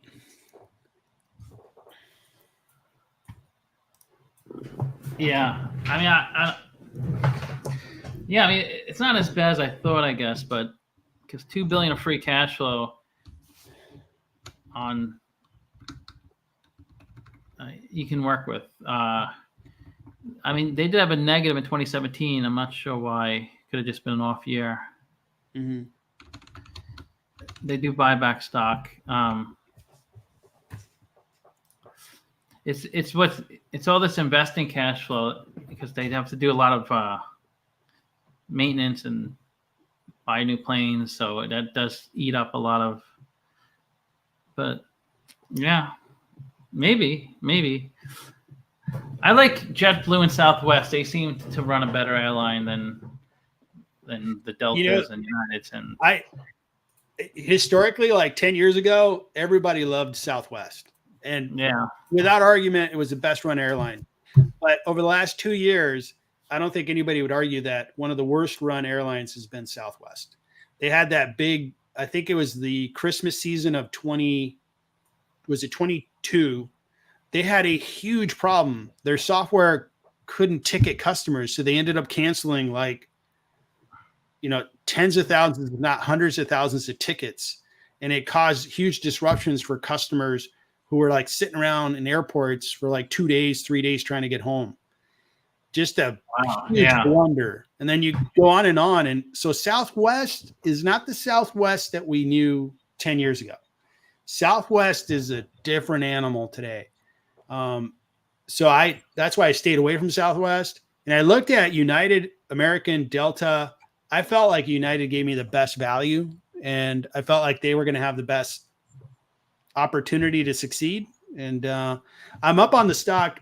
My stock's worth 54,000 right now. I'm up on the stock 22%. I've been buying for 2 years, so it's not like a home run return, averaging in my buy. But if it gets back to 90, I'll be a very happy camper, which is what they were trading at in 2019 before COVID. And they're a bigger company. They're $10 billion larger. They're more profitable. And if they just get back to the stock price of 2019, again, I'll be a happy camper. It'll double my investment from here to that point. Yeah. I remember Richard Branson. He's like the way to become a millionaire. He goes, become a billionaire, then buy an airline. So, I heard something in the oil business when I went to work for Chevron was 1994. And the saying there was, how to make a small fortune in the oil business. And how? Buy an oil company and know when to quit was basically the tagline. But then you fast forward from 94 to the 2000s when you had oil prices I think we hit like $200 a barrel. and Exxon became the most valuable company on earth. So the oil business just had a really big boom for like, call it 6 years or so. So yeah, industries have kind of an evolution to them, especially cyclical ones. Yeah, I mean, it's a risky investment. I mean, obviously, you know that. I mean, I think the only industry, the only industry worse is cruise lines. So at least you're not investing in cruise lines. You're Of course, cruise lines, if you bought during the depths of COVID, you'd be sitting on a like 4-bagger, if not 6-bagger right now. Their cruise ships are full right now. They don't have any capacity left. But that was such a risky investment because airlines at least had the government to support them and keep them afloat. And I just created a pun where cruise lines, they have like, they're headquartered like in Bermuda and kind of places where they have tax advantages. So no government was willing to support them. So it was a really risky investment to go to a cruise line and say, oh, if they make it back, then I'm going to make a lot of money. All right. So Alex Rivas, thoughts on Netflix not giving out their subscriber numbers. I was not really disappointed by that. I don't look at subscriber numbers at all in my valuation of Netflix. I get that people want to know that, but I think their business is getting kind of diversified or complex. For example, they're going to start, their ad business, right? Well, their advertising business is going to be not completely correlated to subscriber numbers. So I think people flipped out over, oh, we're not going to have that data. I didn't. I was fine, but the stock price went down and I bought some shares and I'll continue to buy if it gets sold off. Yeah, that's crazy that they're not going to report subscribers anymore. I wonder why they're doing that. They'd have to answer the question. I didn't have a problem with it. Yeah, so oil. See, if you look at the 2000s, see how the oil price and see how it went up sky high, and that's when oil companies became really valuable. The thing with oil is we were so dependent on oil as a country, but now that we relied on like the Middle East and maybe Russia too, because they used to produce pretty much the world, almost all the oil in the world. But now we produce the most oil, so we don't rely on anybody. Right? Thank God for these shale and alternative fracking. Could Amazon be the next to offer a dividend? I think it's pretty likely they'll offer a dividend. But why do you say that? Why are you so? Are you retired? People are so hung up on dividends, and I'm not saying there's anything wrong with it, because I understand it's a nice guaranteed, but it's just stripping cash out of the business. So if you like, I get the psychological about getting a dividend, but if you should just build in like selling, like say you buy 100 shares of a stock, just sell 3-4 shares a year, 3-4% of your portfolio, and that's your dividend. Hopefully the stock goes up 10, 20, 30, 40%, whatever, and then you're better off. Because say a stock goes up 30% in the year and you sell 3% of your shares, that's much better than a flat stock with a 3% dividend, right? So try to combine, I'm saying, the stock price appreciation and the dividend, combine them and figure out the return. And you'll probably get better off focusing on really good companies that may or may not offer dividend, but as long as the growth in terms of stock price and dividend is high. Is that clear? Was I? Yeah. You can also include buybacks. Like if you're looking at a company that maybe doesn't pay a dividend, but they buy back stock, you can look at the percentage because websites will tell you the yield there. And you can kind of feel like Right. Apple did this really well over the last 5 years. Is they were buying so many shares back that it was increasing the stock price. Well, it was almost like they were paying a dividend because they were buying shares from the market, increasing the share price. You could have kind of set your watch to it a little bit. I think they were coached by Warren Buffett, and that really worked for them. So that's another buybacks. angle. But that's built into the stock price. So if they are doing a lot of buybacks and boosting the stock price, you'll see that in stock price appreciation. But if a company's buying back stock and you see the stock price is still going down over time, then that doesn't mean it's a good thing to buy back stock. Maybe they're not running a good company. Could be, yeah. But that's why this website, I said it earlier. So if you're not sure how to do the math, and I get it, it's a little confusing sometimes trying to build all these things. Look at that. Just go to this website, and then it tells you if you put $10,000 into this company 10 years ago, how much you'd have today. But if you want to go, what's that? This is Southwest, right? Yeah, Southwest Airlines. Yeah. So, but that doesn't mean you have to put it in 10 years ago. Like if you put it in here, 10,000, you'd be down like 70%. Correct. No, like 50%. So this would have been terrible.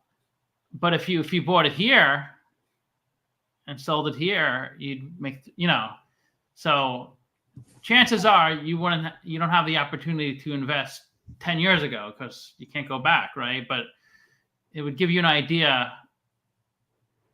like a stock that pays a dividend, even if you put the money back into the stock, you only made a 2% annual return. It's not like you'd be just as good just putting into a money market.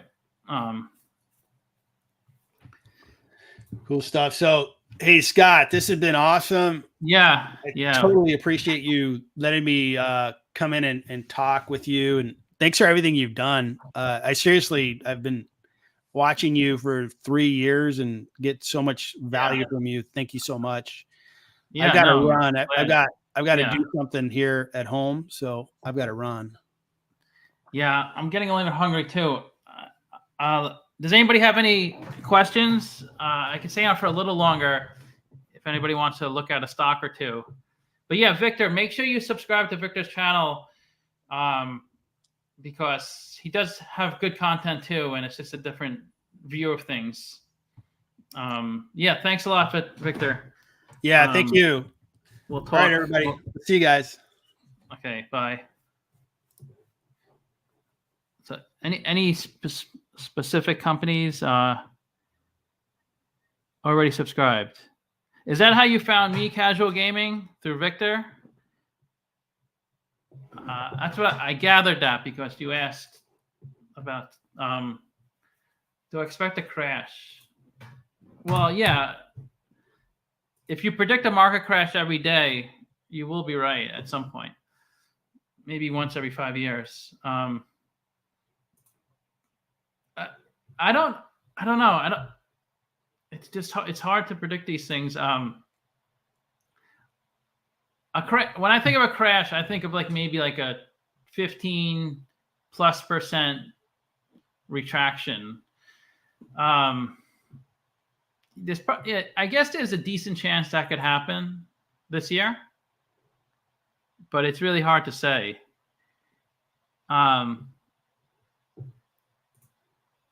Because the market has been coming up so much. But if you take any time frame,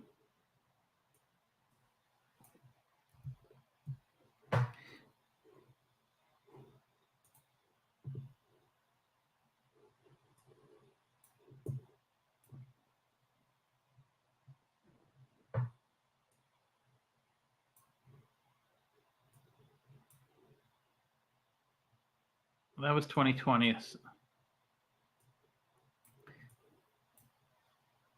Where's a good like dip? It just keeps going up. Okay, so 2011, like if you, it's 135, the S&P 500. So if you ended up buying it up here, it went from like, 135 to 110. So what's that? 20 over 135?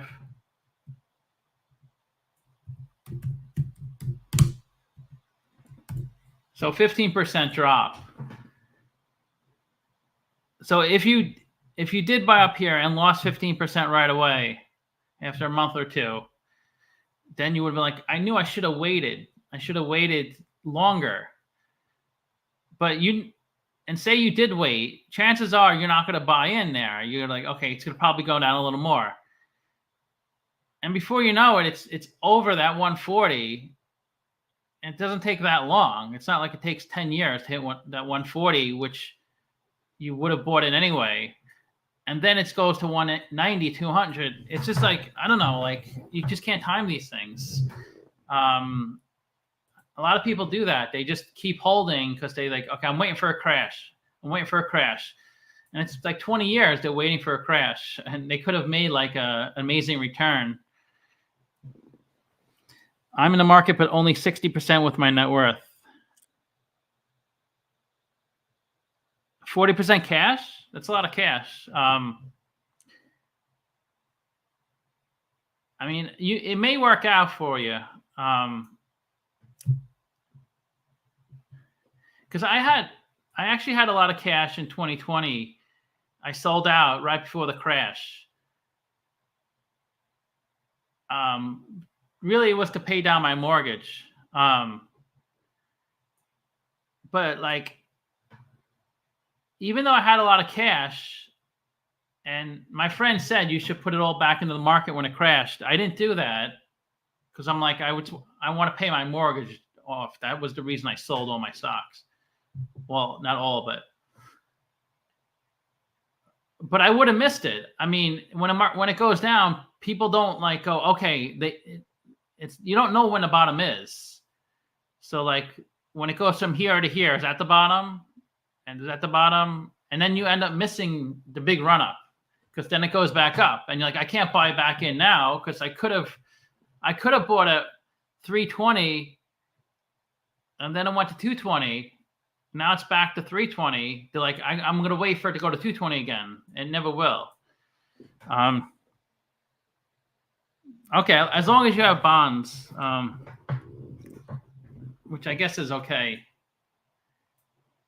But this guy I used to work with, he was like, I'm keeping a money market. I have all my money market. I'm waiting for a crash. And I'm like, I'm already up 100% the past year. I mean, my meta has come down though, but like, I'm like, the market's so hot, you miss so much upside. I don't know what people are waiting for. And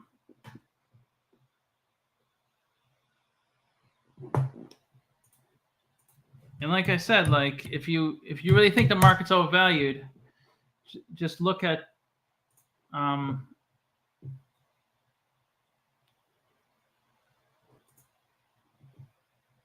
S&P 500 P ratios.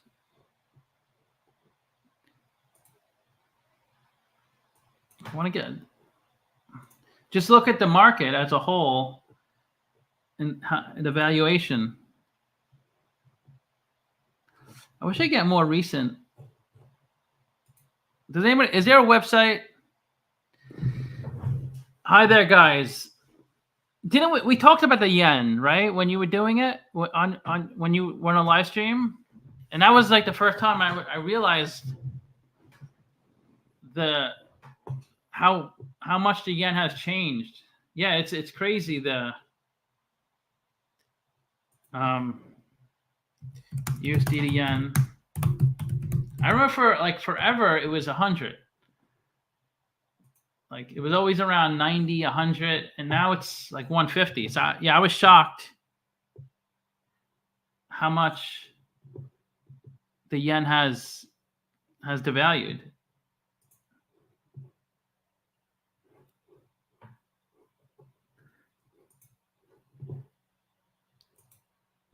This chart. I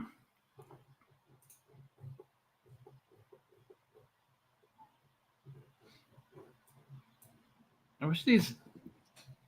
Is there a website? I always feel like I can never. 157. That's crazy. In 98, it was 140,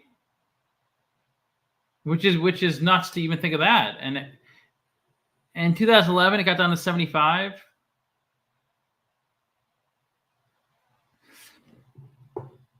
But they're going through a whole metamorphosis, Japan, and I think they're going to be a lot stronger when they come out of it, because they were really, it was like a lot of deflation, zero, negative interest rates. So it was just like bound to correct itself. You can't state those. You can't be at a negative interest rate environment. They were for what, 20 years or something?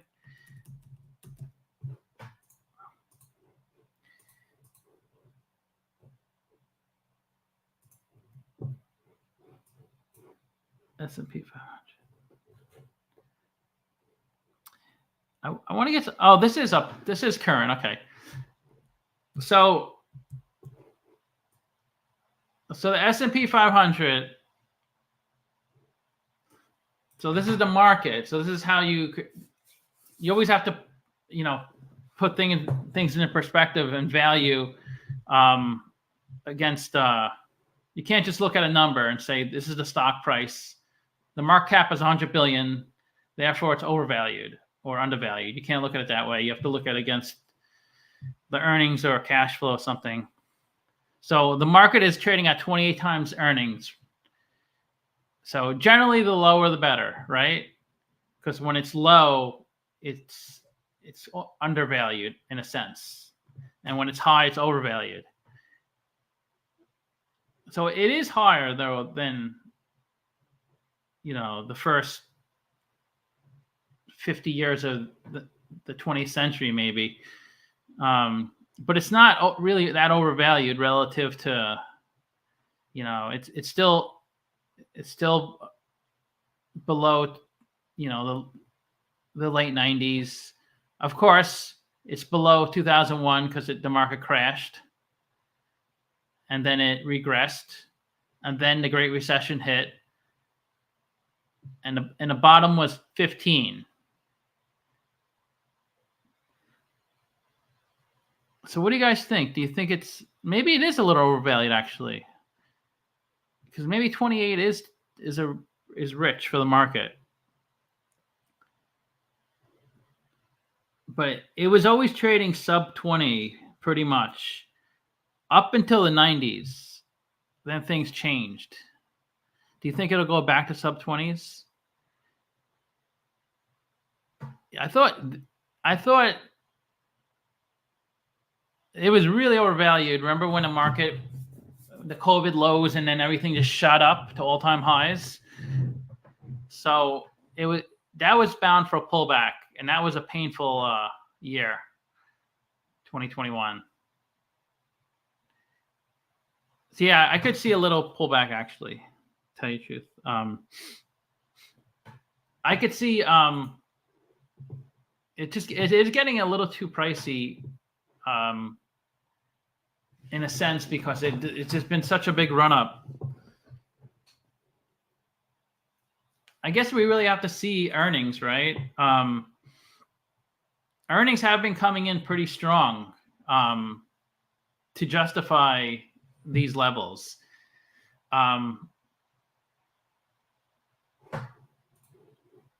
Yeah, I could see maybe a little pullback, trading sideways for a year, but I don't really see that much downside. If you need to buy a house in the next year, then yeah, probably don't invest it. But as long as you have 3+ years, preferably 5, 10, 20 years horizon, I think it's a good time to invest. I don't think it's that overvalued to invest. I just don't know when the pullback will be. And if you try to time it, you'll end up missing out on like a lot of gains. Well, yeah, 6% deficits show up on our corporate balance sheets. You're never going to buy then if you wipe out leverage. It's never going to happen. The only way it'll happen is if we go bankrupt. I think that's the only way we can get rid of all the debt, and I don't think they'll let that happen. But yeah, I guess it was a long stream. I'm getting hungry. Starbucks is. I just finished shooting Starbucks, so hopefully tomorrow I'll post that video. Okay, well, thanks for joining, and non-government institutions. You mean like Apple, like those companies? Okay, yep. I'll talk to you later. Thanks for joining. See ya.